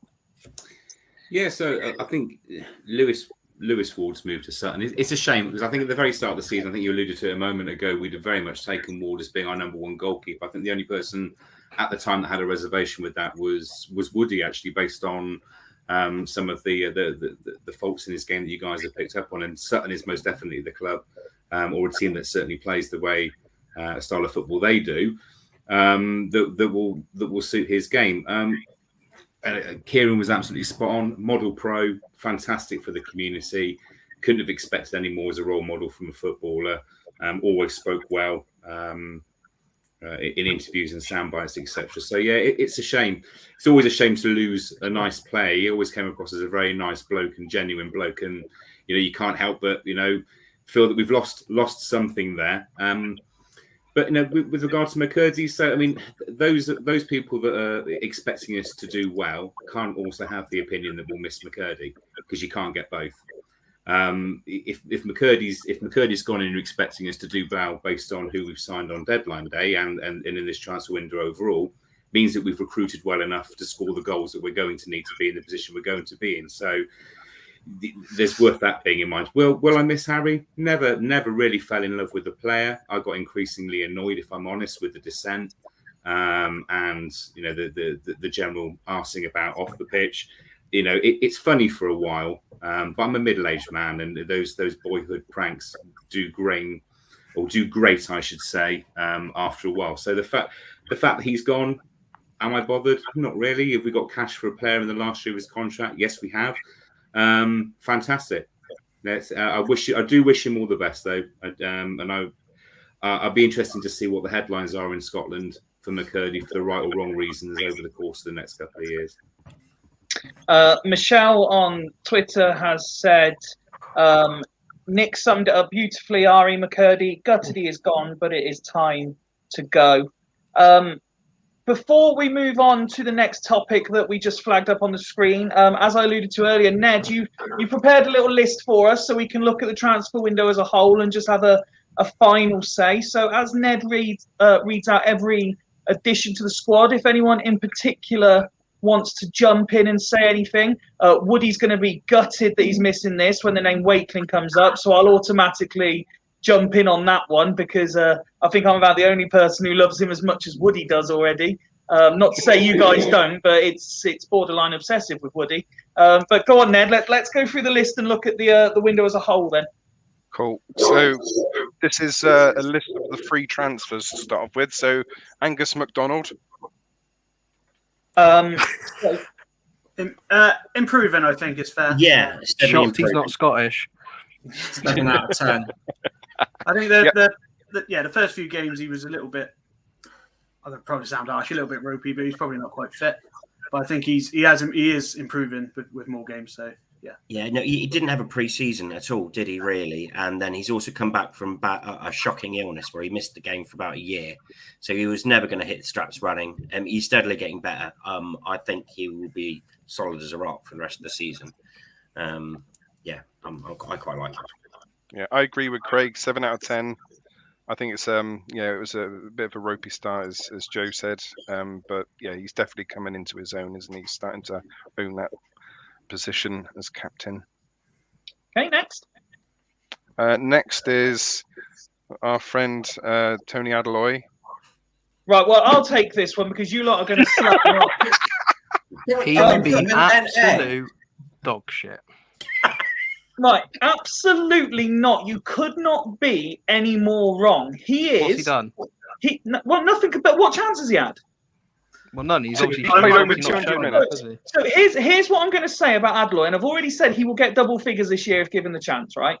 Appearances. He is exactly what everyone has said we've been missing for the whole start of the season, and all he needs is the chances on the pitch to score. He is the physical presence we've been missing. He's decent with the ball at his feet when he has had the ball. He's strong. He will definitely score goals for us if given the chance. I am telling you now. I'm slightly with you, Fifey. I'm not quite as over the top as you, but I love Friday nights with Joe. I do think the criticism of him has been harsh so far. He hasn't. All right, he started at Harrogate, and to be fair, yeah, but you knew me. He had zero service. He had zero service that day, and there was nothing he could do.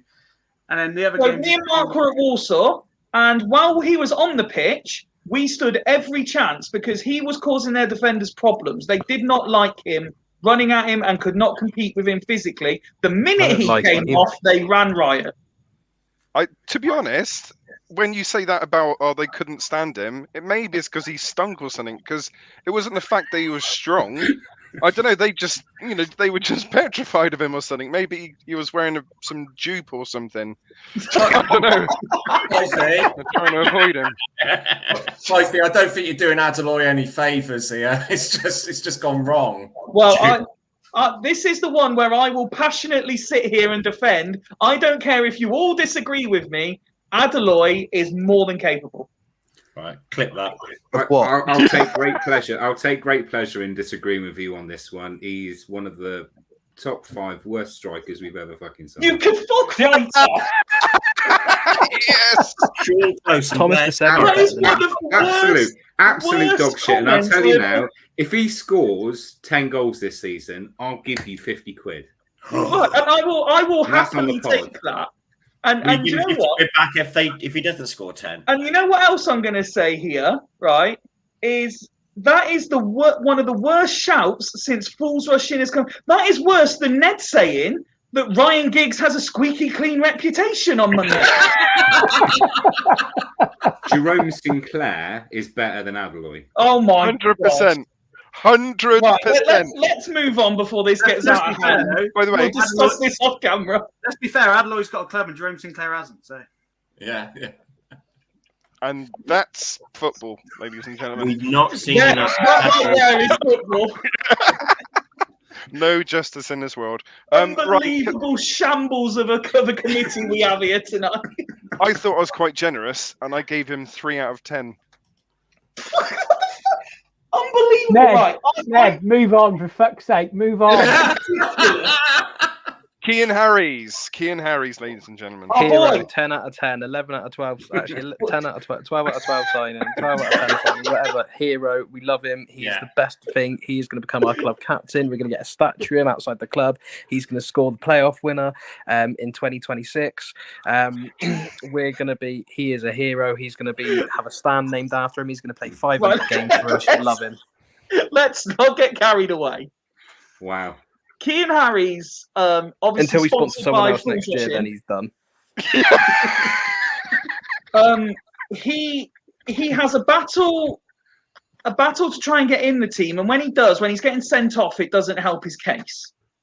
But I'm sure this will come up throughout the season. He will be the sort of player that when all of our, defenders are injured and he has to play, and everyone's like, "Oh God," he will be the man who everyone's like, "Fuck me, he's a lot better than I thought he was."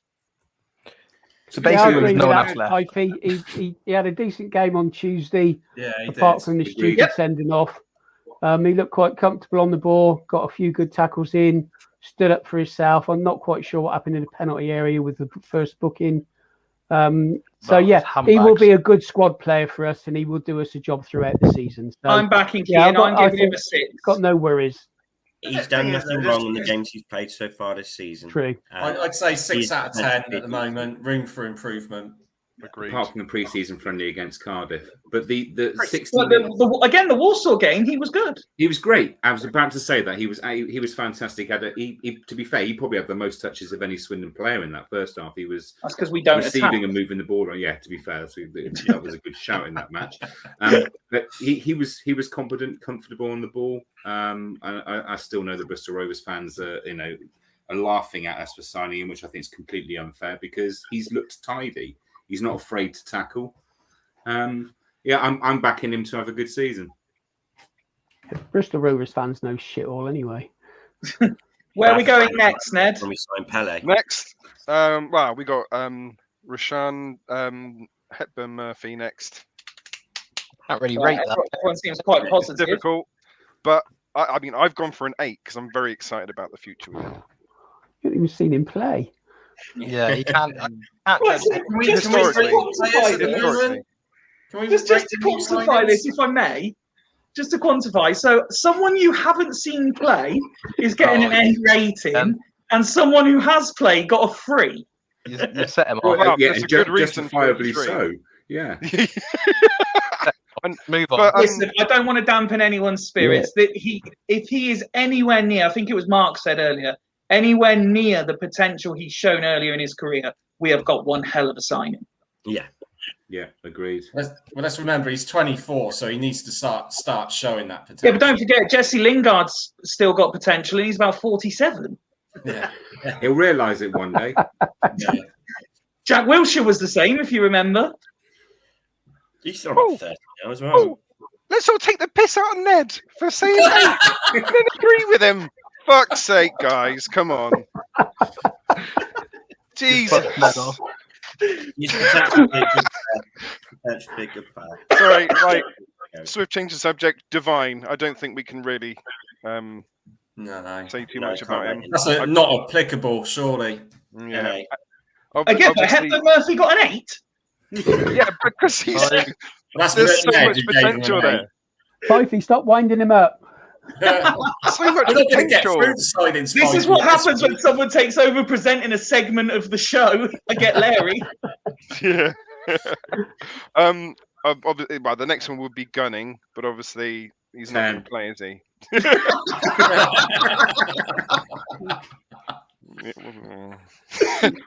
Next is our friend who's a smooth operator, Shade. 5. 1, Yeah, 2 at 5. best. 2 at I best. think he's Absolutely he's a awful. 5, middle of the road. Tuesday night, he was really good in the position that he played in. He's shown some real glimpses. I think he will become better. Tuesday night, it changed my mind on him massively. I think he's shown glimpses. I just don't think he's been put in a position and been able to get. Tuesday's the first time he's had a game, I think, where he was given clear instructions and a clear role, and he was strong. He was a little bit shithousery, and he got the balls in, and he looked really good. So I think he'll become better, but he's sort of 5. You're 5 at the minute because he's sort of got some improvement to do. But Before I you think jump in, Fifey, because I see you want to. Hang on. He did play well Tuesday. I think the problem is, I don't even know what his real position is. He played up front. He's not a natural goal scorer. He worked hard. He put a shift in, but that's not enough for a front player. And anybody. I think he's a winger. Well, winger. Yeah, I don't know. He's not as bad as Fifey says. He's a good squad player. We all know Fifey's got a lack of judgment here, so.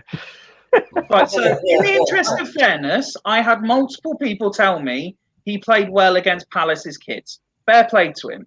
Look, A broken clock is right twice a day. When I've seen him play, he has been truly awful. Now, you all, for your own reasons, slated Adeloy 5 minutes ago. When I've seen him play, I would literally, purely from when I've seen him, a couple of times this season, put him well within the top 10 worst players ever to play for Swindon in my time. No. To be fair, Salford and Walsall were prime examples. He was crap in both of those matches. Yeah. And also as well, that's a very good point. But certainly against Salford, I did say that his body language was really poor.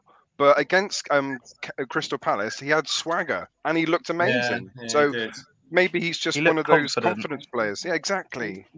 So I hope to be proven wrong, the same as you guys do about Adeloy. But at the moment, I'm rating him a 2. 5. 5. 5. Boom. Lucky 5. 5.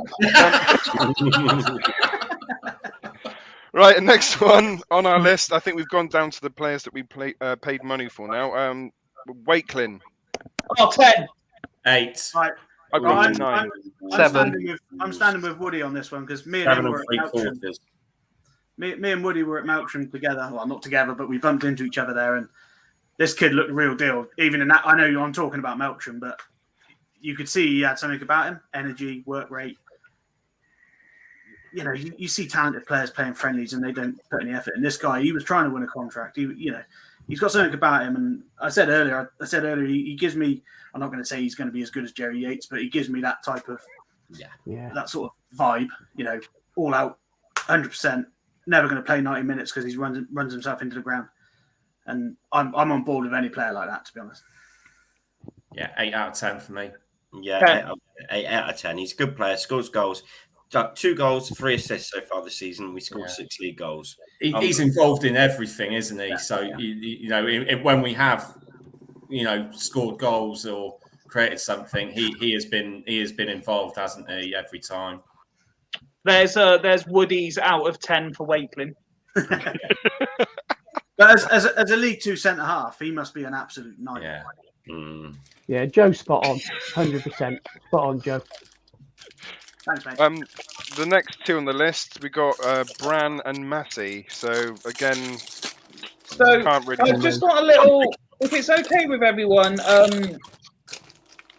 we got a little quote here about Bran earlier, which I just bring up to read for you. Sorry, is someone eating something? Because I could hear something. Packet of crisps. It's Cue him. Right, he's muted. Yeah. There we go. Right, that's sorry, Fifey. It's just annoying me. Quick packet of crisps, guys. Quick. So, midway through. Sorry, go on. So just while I read this this message we got from Rich earlier, I'll bring Woody's latest comments up on the screen. Wish I was on tonight, but he's playing football. Just a quick note to add on the new goalkeeper. Think Bran will be number 2 for sure. He's had massive praise from Galway United. Also, their youth system has produced some very good players recently.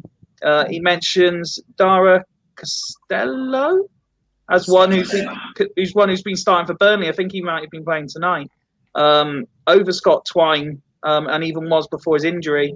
And he's been getting consecutive starts. He's only 19, as is Bran. So Galway are producing some promising young players right now. Now, I don't know much else, but if Rich is happy, I'm happy. I'll give him a 5. He knows his Irish football, doesn't he? So yeah, massive. Well, apart from Jonathan Douglas. Apart from Jonathan Douglas. And Mike's found out how to do it. I can finally stop quoting his tweets to you all. Yeah, Oscar Massey. I mean, obviously, we all know that he's done well at a youth level, but he hasn't done anything. I think he's about a 5, sort of middle of the road. He could become good. He's worth taking a punt on 100%. He'll probably be loaned out. So yeah, 5, middle of the road again. Not played yet, non-applicable. I'd say not applicable. I don't think you can give him a rating at the moment. He came on against Warsaw. Yeah. I think Massey and that's not enough, is it? Just that's. You've literally rated someone who signed yesterday an 8. I haven't. I think Massey and Bran are both. It's going to be like it's our new model, isn't it? Get young players, develop them. Some will be good, some won't make it, and that's just how it will work. And it's for every Jake Wakelin, there's going to be somebody that doesn't make it. So. Good luck clipping a highlights package from this episode, Craig. Oh, fuck that. It'll take me too long. No way. We're doing this. Where are we going next, Ned? Lavinia. I don't want to rate this one because I put this one high as well because I'm very excited having a Spurs right back. We've got a great history with Spurs players coming to Swindon. I will go 6.5. It's difficult to rate, isn't it? But I mean, he comes with good pedigree, like Ned said. There's not many. A lot of players we've had from Tottenham in the past have served us pretty well. Time will tell. There's no idea. He hasn't played a league game yet. Yeah, at any level. Excitement level 8.5 because of his pedigree and who he's been linked with before, but he's not played yet.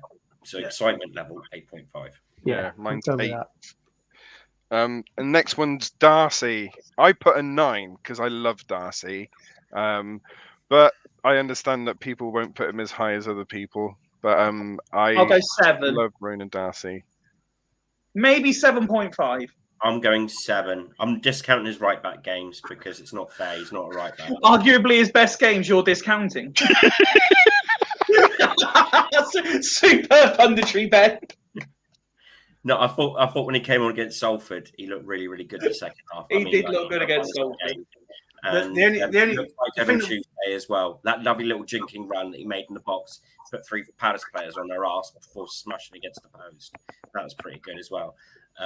So I think in the right position he could be a right handful, not as a right back. So I'm going 7.5.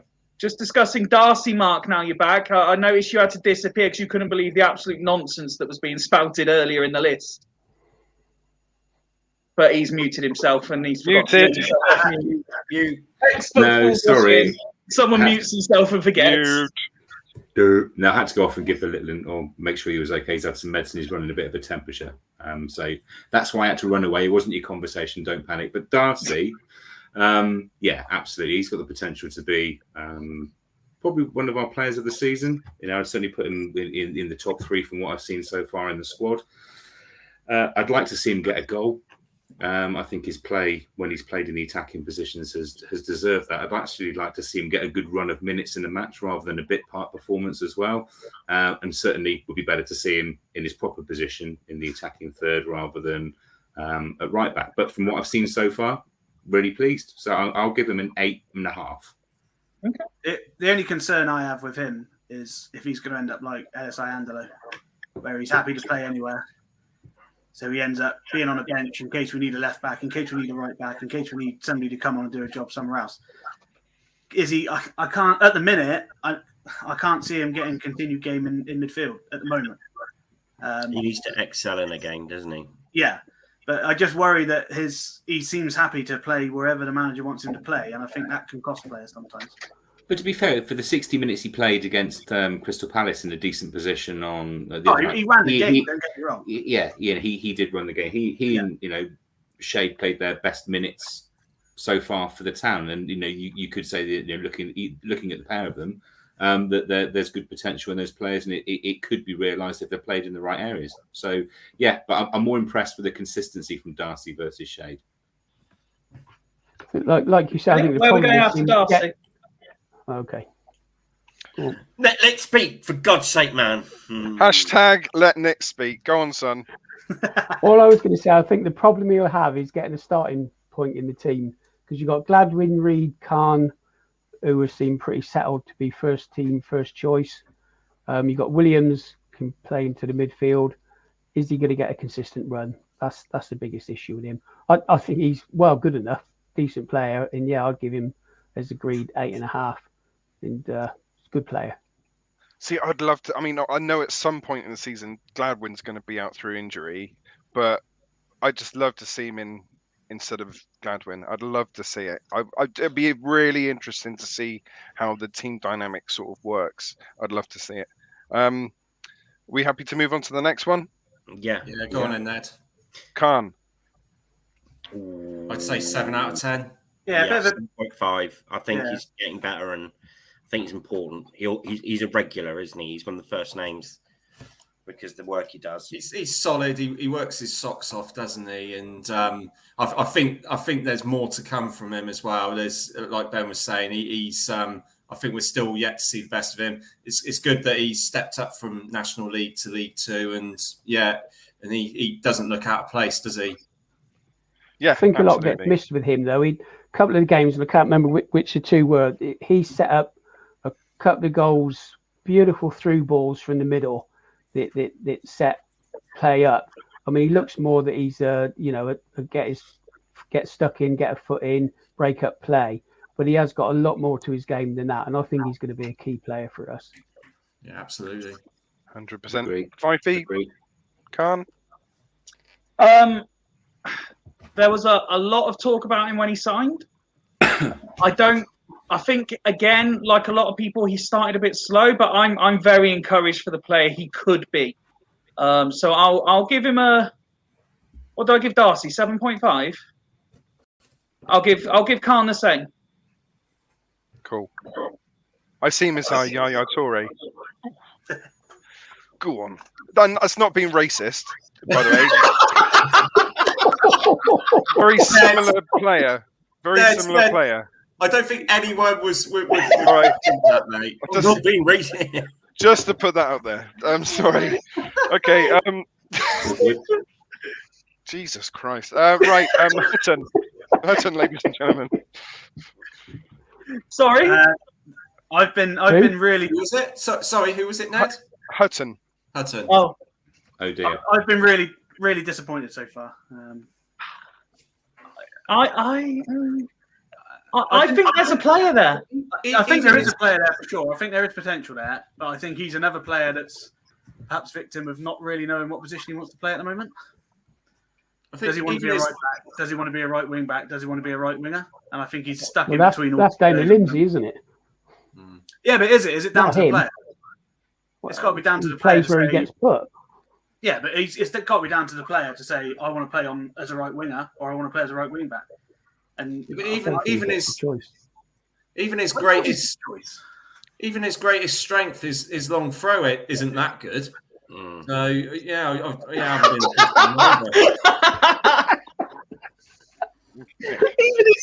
his greatest strength isn't that good. I thought we're all on one tonight, aren't we? I think this is what happens when we record on a Friday. I think Salford game, he was really good in the second half against Salford. I think he's in a threat. I think if the team sets up right for him, I think he could be quite good. He's pacey. He can whip a good ball in. but he's just Can not he? consistent enough. He can. I think a few of these signings were brought in because we were going to play 3 at the back, and now we've changed to a 4 at the back, and it's mucked a few of them around, and I think they're just trying to find their feet again. I've been disappointed so far, but I'm not writing him off. I think there is a potential to be a decent player there. Well, he's got the potential to be Rob Hunt, in as much as if you play him as a fullback or as a right back, he'll probably be fairly safe and comfortable in that position. But going forward, he's absolute crap. The impression I get from him so far is that he seems like he's second thinking a lot of what he's doing. So I think that's down to the fact that he played for Barrow last year and he's playing for us this year. And I think it's just taken him a little while to get used to the whole, don't be a just lump it forward type player and you've actually got to pass it round. I think he's just a bit nervous. But as it's been said, I think he puts in a brilliant cross into the box. He is, without question, better than Shade. He's been better than Shade so far. Romeo would say anybody's better than Shade. Just a shade, though.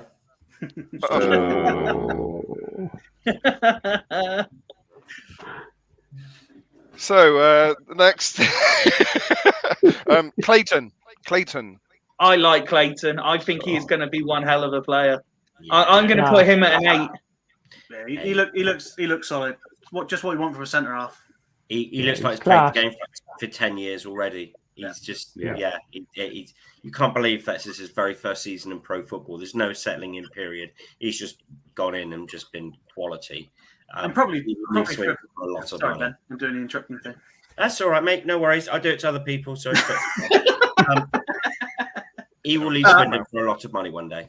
Yeah, I just think for a guy that came in probably not to be first choice initially. I think he's done really well so far. Yeah. I'm really encouraged by him. Yeah, I agree. He's made that his own. Well, you think over the next 2 or 3 years he's going to fill out and become more solid as well. So you get him on a long contract as soon as possible, please. And as I said earlier, lefties are wonderful, aren't they? There's something great about left footers. I think Craig's left-footed. Or he's a communist. Oh, come on. I thought that was a great joke. Off the cuff as well. Oh. We appreciate you, Ned. We love you, Ned. Morgan Roberts. Yeah, Morgan Roberts. Well, that's as non-applicable as it gets, surely. Yeah. Potential. Exciting Tans times. thinks he's good. Tans watched Barnsbury. Well, I've got here. These are the loan players now. So we got Bryn. 8. I put him down as a 9. Yeah, he's been good. Yeah, I totally. Very good. I was convinced Ward was going to be number 1 in the summer. And I think Bryn signing, I almost wanted him to be shit because I wanted Ward to be number 1. And I'm going to put my hands up to that. And I was completely wrong. Bryn has been quality, I think, absolute quality. Yeah. Yeah, hit the nail on the head there, Joe. You're on fire, Joe. Quick, his beard's gonna... Put him out quick. That's how he lost his hair in the first place. Yeah. Jeff Cott now. Again, excitement level 8.5. Yeah. Actually, even 9 because he's Swindon. He's one of our own. And he's massive. He's one of our own. It's going to be his song because he's to wear Swindon. So it's going to be Jeff Cott. He's one of our own. Or is it going to be Ginger Pele now? Is he going to be the He's only ever one Ginger Pele. Only one. Ginger Pele. That has to be one of the most lame nicknames we've ever I loved it. come out That was with. one of my favourite songs. The song was so good. Everyone sings it. Apart from Craig. No, everyone. I don't sing it. So I've got class. Woollacot's Woolery song is the worst song. Woolery song. What the hell's a standard, but not first, as I understand, Craig. Worst song. Yeah. Standard, yeah. True. Now you'd like to think he's going to bag the goals in, don't you? And like I say, that Wakeling and him just makes me think of Yates and Doyle. But We'll see. We'll see if they come anywhere near that. If they come anywhere near that, we'll have a good season. Hey, if they finish with 40 goals, winning the league. Jesus. What do you think? Well, you say 40 goals, but if you think about it, that's less than one a game. We're gonna have to score a hell of a lot of goals from midfield in order to win the league with those two getting 40 goals. Do you know what I mean? We've already. How many goals did we score last season? We've already discussed this. The midfielders are all chipping in with 4 each. Yeah. Game over. We've got 30 midfielders, so we'll be all right. Guys, I'm not wanting to push the agenda, but I've noticed that we're 1 minute 50 still on topic number 1. Yeah. Oh, Brennan's the last one. Brennan. Brennan. No, Brennan. No, not Brennan. Brennan. I think you'll give him a 4 or a 5. He banged his head, so it's hard to judge him really because he's not. Banged his head, so he's getting a 4 or 5. Adeloy's on crutches. He got 2. I give up. 5 has lost it. He's lost it. It's fucking shambles. This. Keep going, Ned. Come on, man. Keep going. That's the last one. That's it. That's done. We've done it all. Thank you very much. Well done, Ned. Have we done the keeper, Brennan? Yes. I read Richard's statement out. Oh yeah. It was so long ago. Let's move on, and Nick, let's start with you. We highlighted it about 10 minutes ago that we were going to have a quick look back at Tuesday night's defeat to Palace's Kids. It's been referenced a few times. You were there. What did you make of it? I actually enjoyed the game. It was first one I've been to of the Tin Pot Trophy. There were some good performances. Aguiar and I forgot the midfield. What were we just talking about? Sounds like a really bad boy band, Aguiar in the midfield. It does. Was how you would expect him to play. I thought Hutton had a decent game. Sade was decent, but he's not a finisher. And the most impressive player for me was Minton. I thought he was absolutely brilliant. That is a player for the future. They need to tie him down on a long contract. He could play centre half. He played sort of holding midfield. He likes a tackle. He got stuck in. His ball distribution was really good. And that was the highlight of the game for me. He was absolutely excellent. Sorry, the other player I was thinking of, Darcy and Aguiar, they are first team potential, first team players. They played as you would expect. The one a lot of people were raving about was Dabry. I didn't think much of him, to be honest. He won the ball a lot, but he won it after he lost it. He ran about a lot. He tried to get stuck in. Didn't impress me much.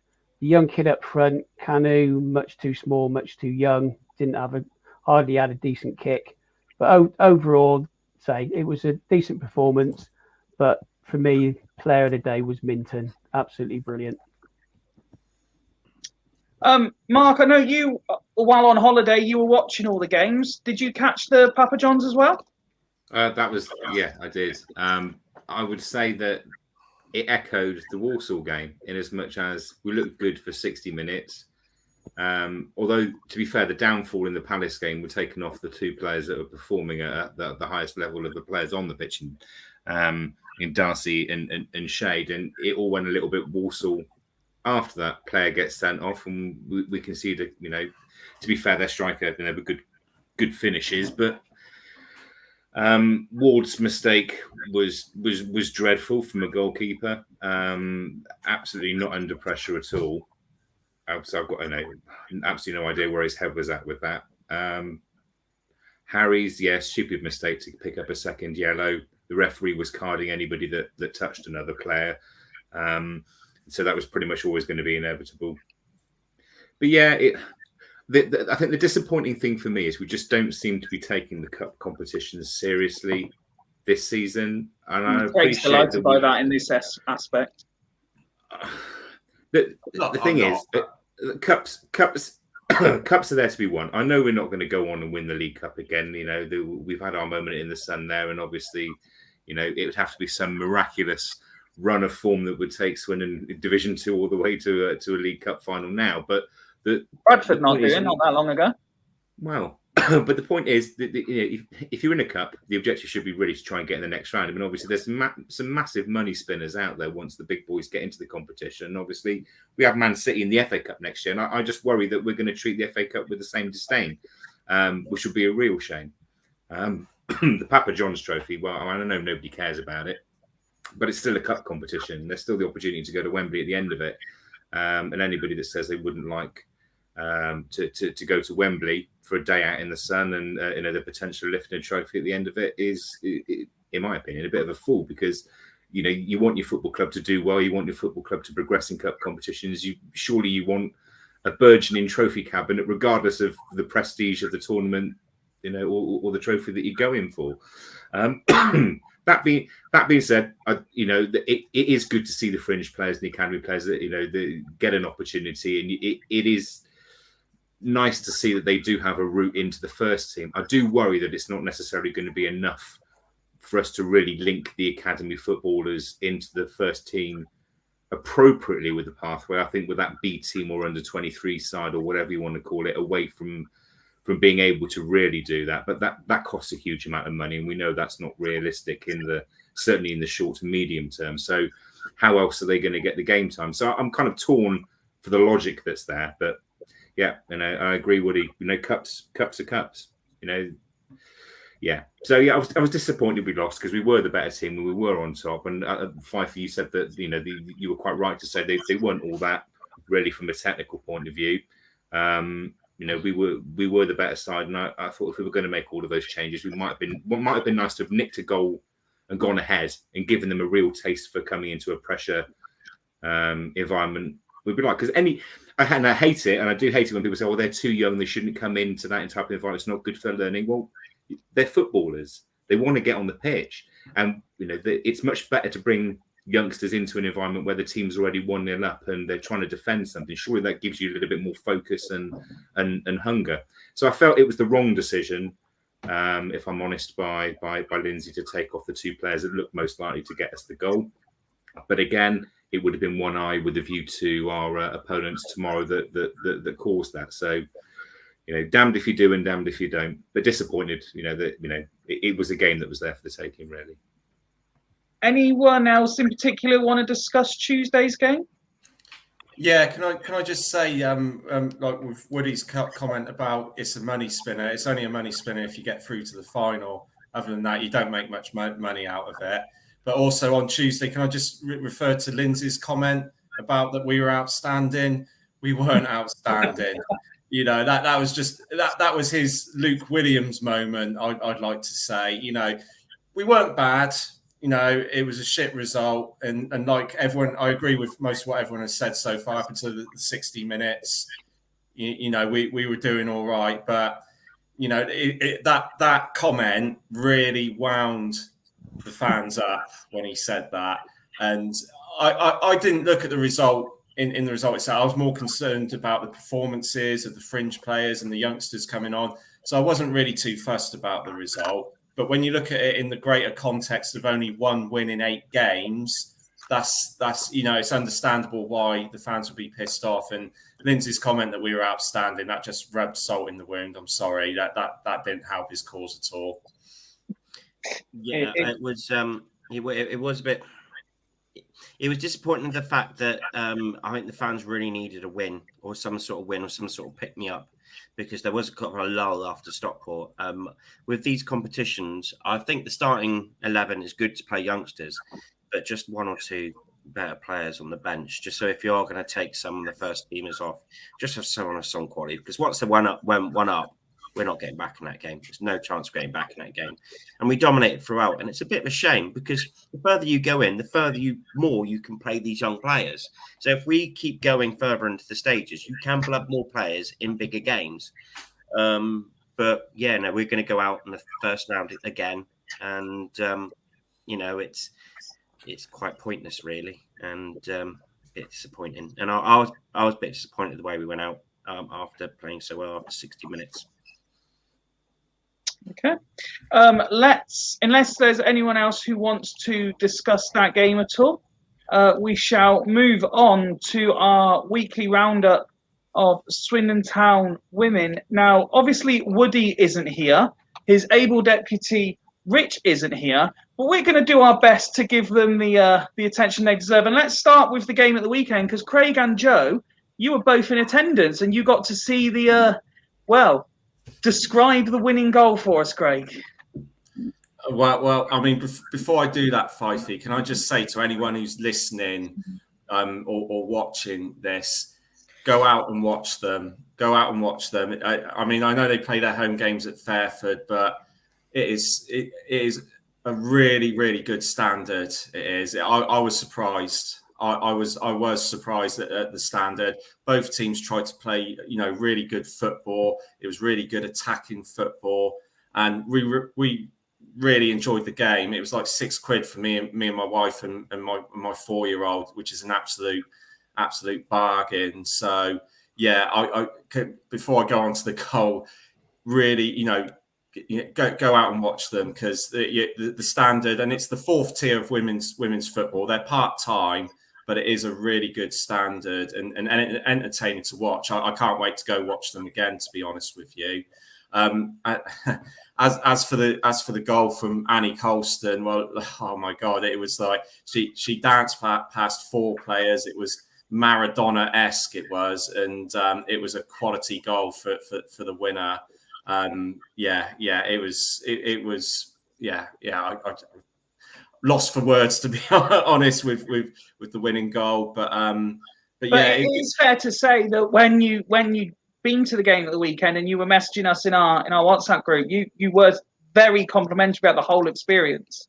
Yeah, it was a great experience, especially being at Foundation Park, and even if they don't get to play at Foundation Park or the county ground much this season, I'm going to try my best to go out to Fairford and watch them when they're playing at home. But it was a good game, and Larkhall, the team they were playing, were pretty decent as well. And in fact, Larkhall, they were 1-0 up by half time, and deservedly so. They were the better team, and it was it was a bit unfortunate, because we had the second choice keeper, Danny Hull, was in, and she probably could have done better with the goal that she conceded. But after that, she improved a lot, and she was so good. And she went a bit under the radar in that game, because it was 1-0 until about halfway through the second half. Swindon were all over Larkhall in the second half. They had about 20 shots before they scored a goal. But Danny made a point-blank save when they were 1-0 down, which, if it had gone in, it could have been a completely different story. So fair play to her for, after that initial mistake, to coming back and doing that speaks volumes for her. And she's the development goalkeeper, Woody's goalkeeper. So I hope she sees this, and she had a really good game overall in the end. But yeah, like I said, first half it was more Larkhall. Swindon started off a bit sloppy the first 10 minutes. They weren't very good sort of passing the ball. And they had some really good quick forwards, Larkhall did, and that's how they ended up scoring their goal after Swindon had given the ball away. But like I said, second half they were so much better. They dominated it. The Swindon women absolutely dominated it second half. There was another player who played for them. I think it was number 8. I think it's Meg Attenborough. She was absolutely awesome. Absolutely awesome. She controlled everything through the middle of the park. She looked technically gifted. She had great vision, great movement off the ball. And she helped. It was her that laid on the pass for Annie Colston to score the winner. It could have gone differently, because when Swindon women were 1-0 down, Gypsy Vivash kicked one of their players off the ball, and she should have been sent off if it was. But luckily, the ref only booked her because I think he was from behind and he didn't see how bad it was. So it could have really changed there. But you take the luck that you can get, can't you, in this game?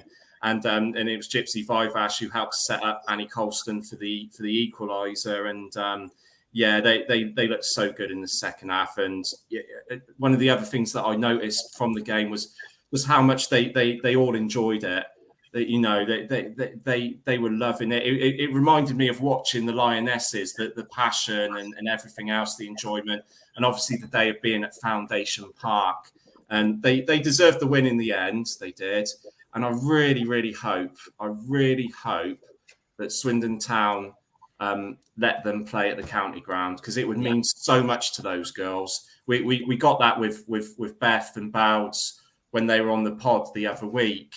They really, there's no reason why they shouldn't. There's 12 teams in their division, so they play a maximum of 11 games at home in the league. It's not that many, plus a couple of cup games maybe. There is no reason. Reading women do it, and they play in the WSL, so there's no reason why they shouldn't. But yeah, it was a really good experience, and I enjoyed it. My wife enjoyed it, and so did my daughter, and we're definitely going to go again. And I hope I hope the girls that was the first of many wins for them.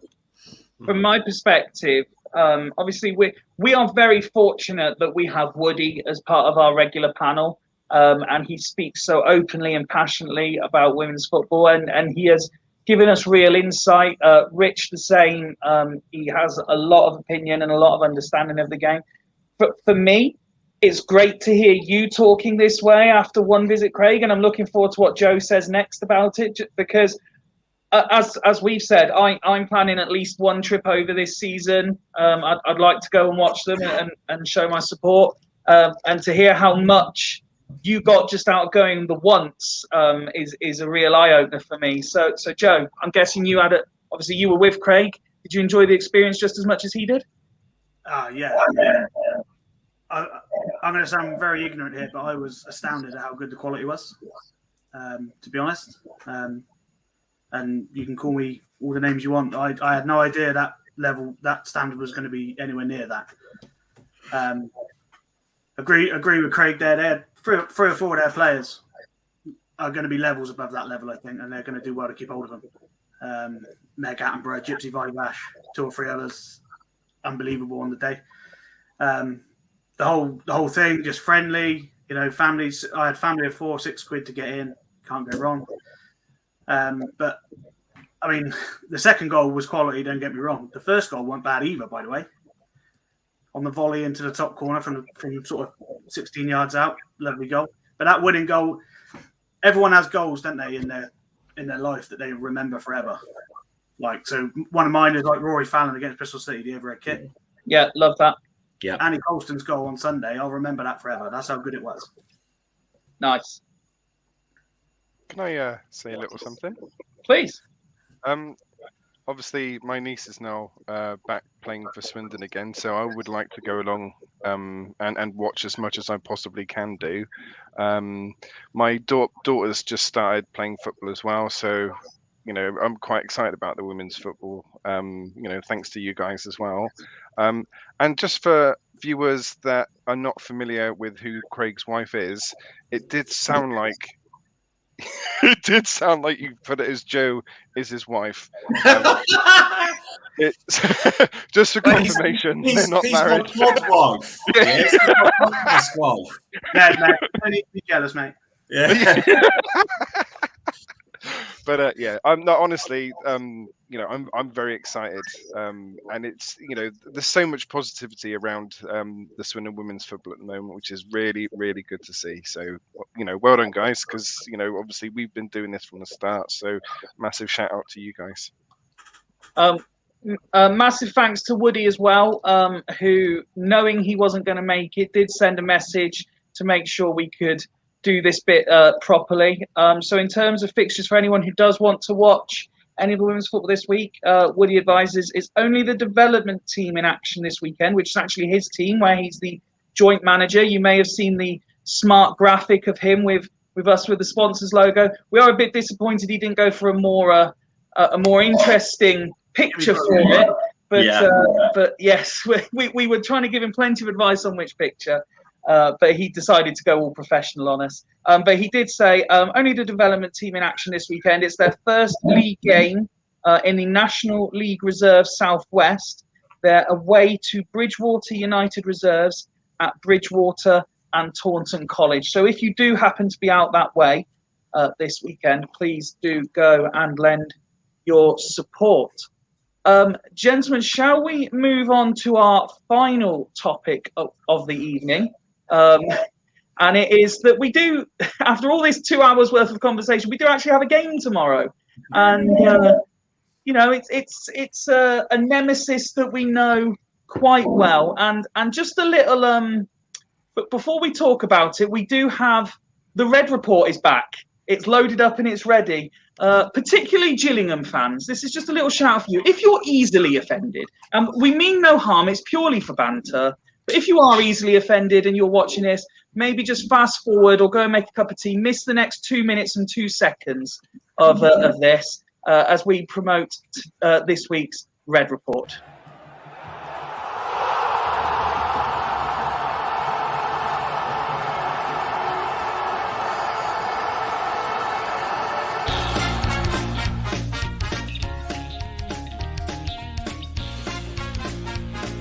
Hold up. Wait a minute. Something ain't Gypsy. Teaching her to rob and steal.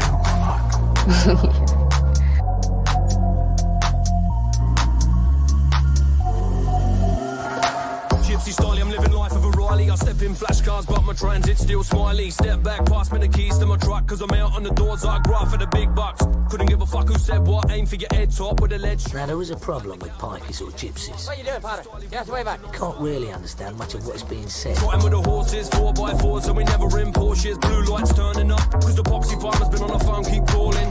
All my coursing crew on the run, spin up the farmer's crop. Hey, hold on! What? I don't know. I'm talking to you! Just walk on. Hey! Are you there for what? Keep your head straight and keep walking. Gypsy styley, styley, styley, styley, styley, styley.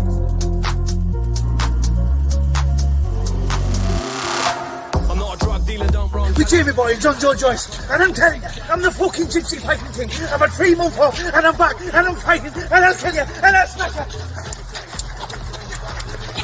Fuck them, I'm the business. Still got all the wannabe wilders, keep listening. All the wannabes wanna be like me, cause I'm a real G realist in the scene. Come from a breed of beasts with prices and leads. That's the crew and all the family. I'm from London South, smashing it out, set fire to this house. But so I'm here with Pat Connors.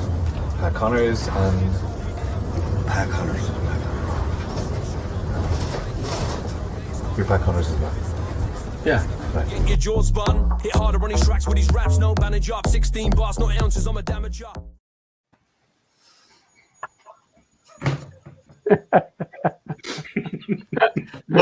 I think you're on mute.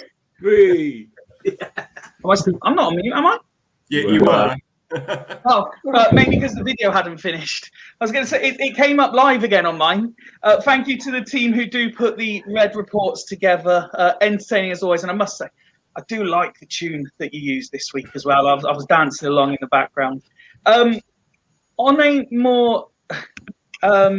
more serious note, I had the privilege of appearing on Gills in the Blood podcast this week to preview the game from a Swindon perspective.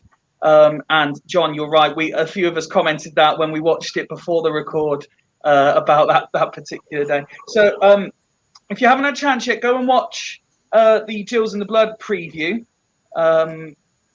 Because, you know, it was recorded before deadline day, so there were a couple of things that maybe haven't aged quite as well. Although I do think I said McCurdy would leave. But we are very thankful that we did get a few comments back from a Gills perspective in terms of previewing. So I will just bring those up on the screen for you, gentlemen. Hopefully you can read that. So in terms of the start of the season, They knew it would take a little while to gel as a unit based on the player turnover. However, they showed a lot more in the 2 pre-season fixtures than in any competition so far. It's worth saying, I mean, we've disagreed about whether we've had a good, bad, or indifferent start. Gills fans do seem pretty unified. They have had an awful start to the season from what they were expecting. When I asked about the rivalry, do fans still recognise Swindon and Gillingham as being rivals? I think it's a fair comment that they put here. I think those old enough to remember why it initially came about do still see it as a genuine rivalry. Whether those who are younger do, not so sure. I will ask you guys if you still consider Gillingham a rival or not. And low scoring prediction there at the bottom, either 0-0 or 1-0 either way. We do thank the guys at Gills in the Blood for taking time to answer a couple of questions for us. Let's start then as you appear on my screen. Craig, what's your thoughts for tomorrow? Well, Gillingham haven't scored in 7.5 hours of football, so we know they're going to score against us tomorrow. And the only goal that they have scored was first game of the season when they beat Rochdale 1-0. So I don't know. I can see it being a 1-1 draw. I think we'll get a goal, but yeah, it's difficult. I think we, even with the new players we've got coming in, I'd imagine at some point Gillingham are going to come to form. So yeah, I think it'll be 1-1. As for it being a rival, I can't even talk now. A rival. Rivalry. See, Craig is someone who's been on the beers tonight. I have been on the beers tonight. Yeah, well, it's the weekend, so it's got to be done. Now he's streaming live from China again. Yeah, for fuck's sake. Right. Come on, Craig. Come on, Craig. You can do it. Taxi for Arnold. I've never seen it as that. I've never been, even though I've supported the team for 35 years. I've never looked at Gillingham that way. It's always been Oxford, Bristol City, or Bristol Rovers for me. So I think that goes back to people who've been supporting the club even longer than I have. Back in I think it was the early to mid late 80s when that happened. It was to do with some players, and I still don't even understand it, to be honest with you. So I don't see it as that. But yeah, I think it'll be a tight game. I mean, we haven't, apart from Rochdale, we haven't created that many chances, have we? So I have a feeling that it might still be the same tomorrow. So yeah, it'll probably be a 1-1 draw. That's what I reckon.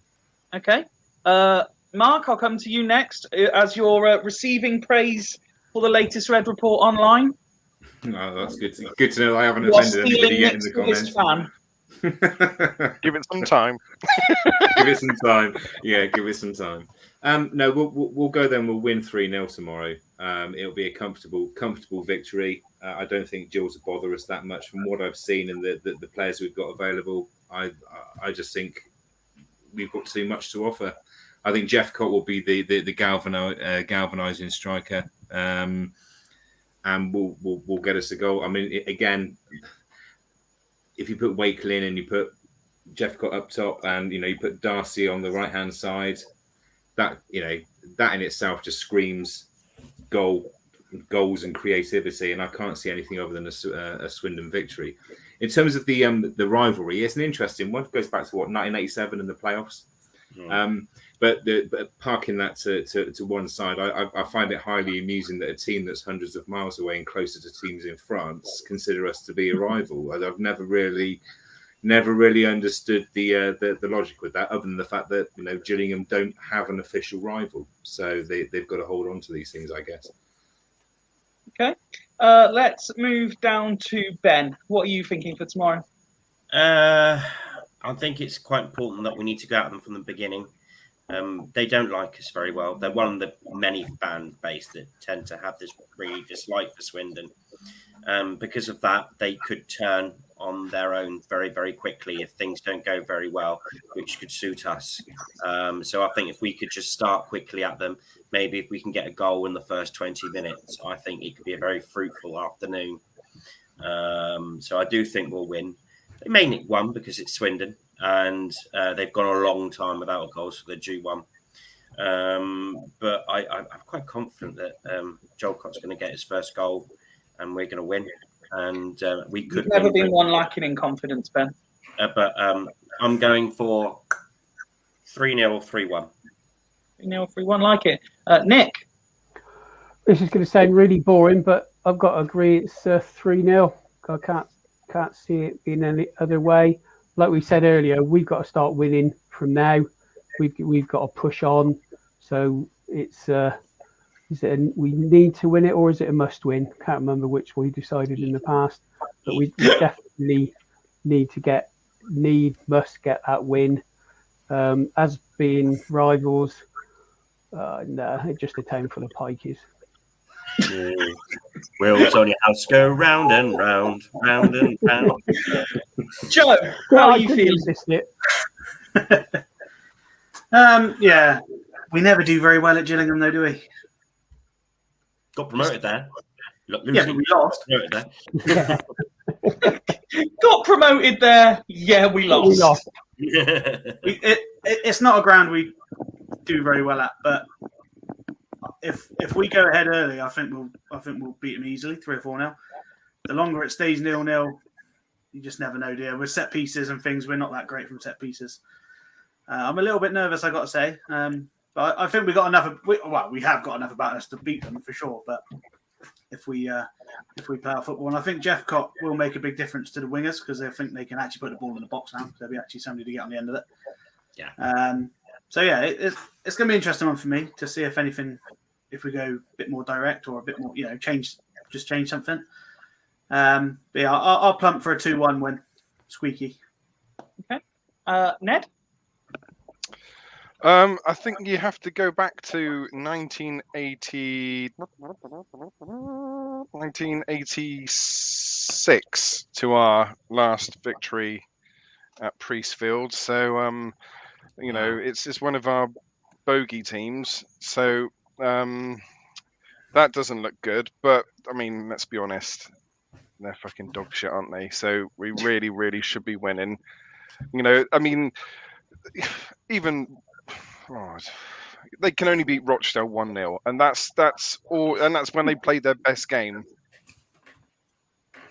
They're piss poor. If we don't win tomorrow, then questions need to be asked because we've got the players. We haven't got McCurdy, but he's going to be suspended anyway. So we've got a good squad of players.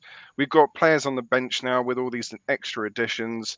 But there's every chance that we should break that hoodoo and bring the 3 points. I can see it being a high scoring game. I know that they've only scored 1 goal. We haven't even scored that many to be perfectly honest. But you can just see that both defenses are prone to some mistakes, so you could just see that there's going to be a couple of dodgy goals either way. But I think we'll win. And is there a rivalry? I think the Red Report explains that quite nicely, that there still is.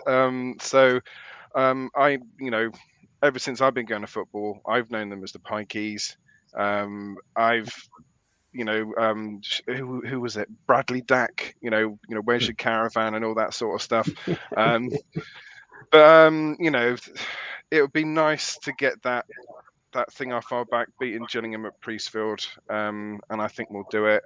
Oh yeah, in fact, I remember going to Priestfield. I drove on my own to Priestfield, and my car got attacked by flipping some pikeys. So the rivalry for me is definitely still there because they can fucking blooming take that back. The cunts. Sorry.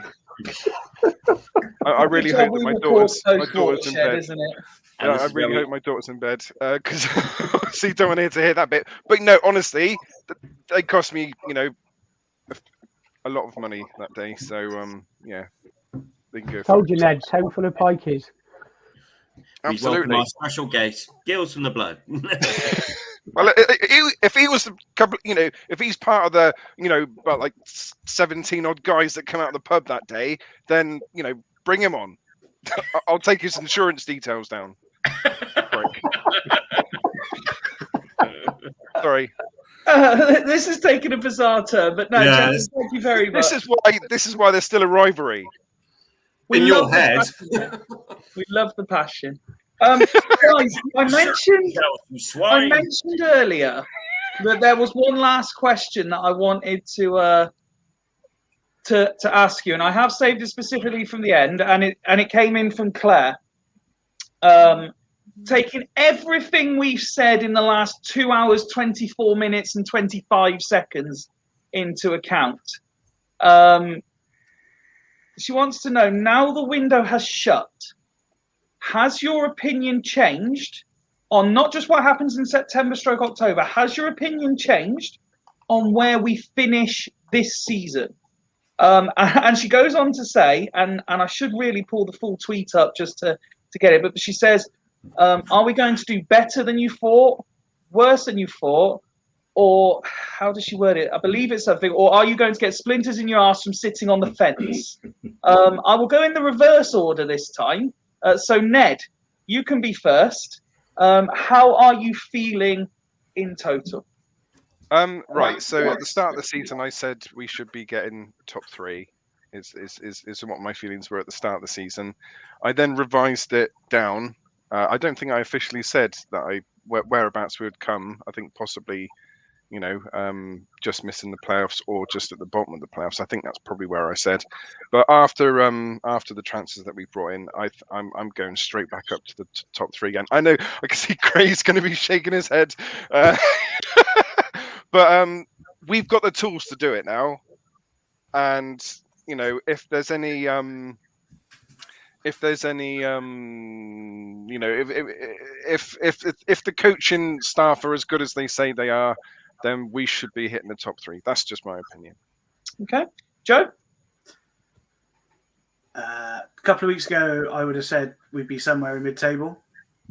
Now I think we've got a chance of getting the playoffs. Okay, lovely. Nick? I said top 3 before the season started. Agree with Ned. We will finish top 3. Now we've got hopefully a strike pair that will hit the ground running. Ben? Cautiously optimistic. Before the season started, I said top 7. I think that still remains the same. An impressive January, 1 or 2 signings in January, and I might think top 3. But I think we're a top 7 challenger. I don't think our manager's good enough to push top 3. A very negative way to end your segment there, Ben. Mark? I'm sorry. I told you, there's balance to me. Just everyone remembers the deluded bit. But I do have some balance. And I generally have reservations over the manager. But I think our team is ace. So I think we're good enough for top 3. But I don't know if our manager's got the know-how to outfox Ben's tired and cranky.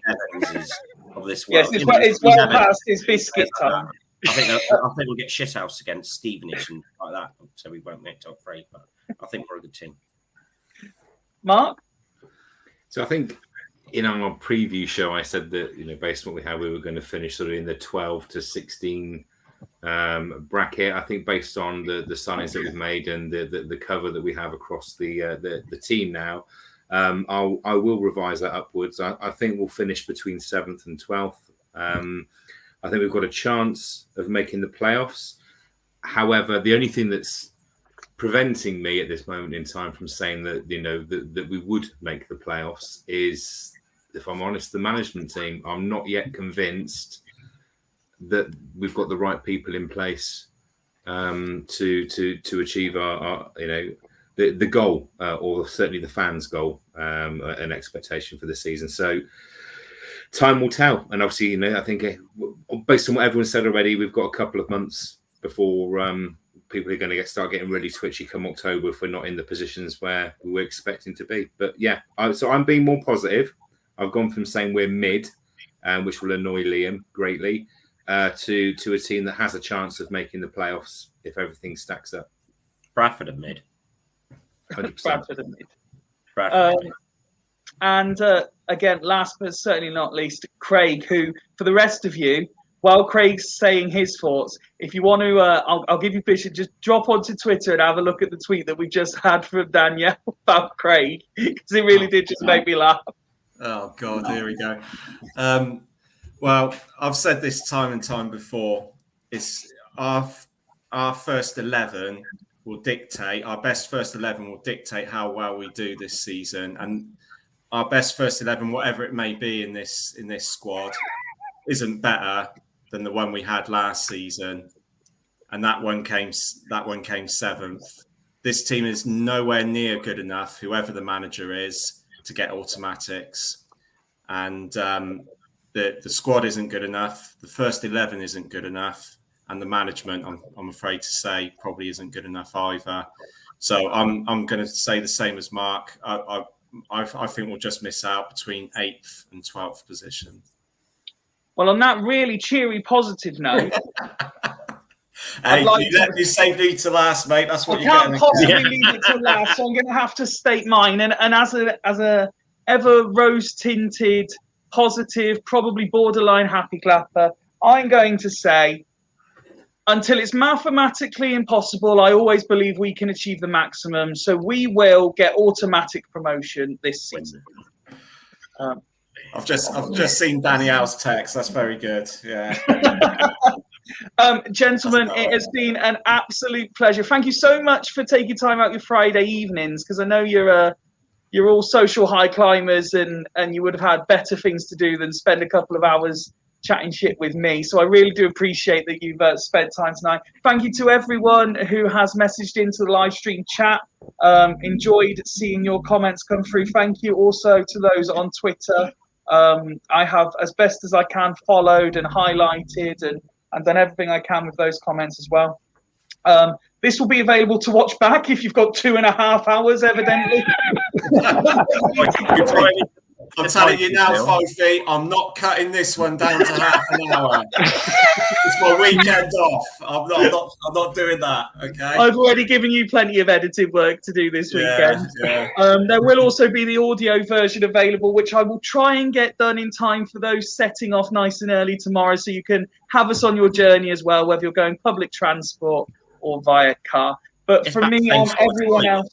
So you have it. By the time you set off, turn it on. By the time it's finished, we'll be just arriving. Well, exactly. That's what I'm thinking. But from myself and from Craig and from Mark and Joe and Nick, who have plenty of time to talk, and Ben and Ned, it is a very good night. Come on, you Reds, for tomorrow. Thank you very much for watching Fools Rush In. Let's be that pikey! Take my hand, take my whole life too, but I can't help falling in love.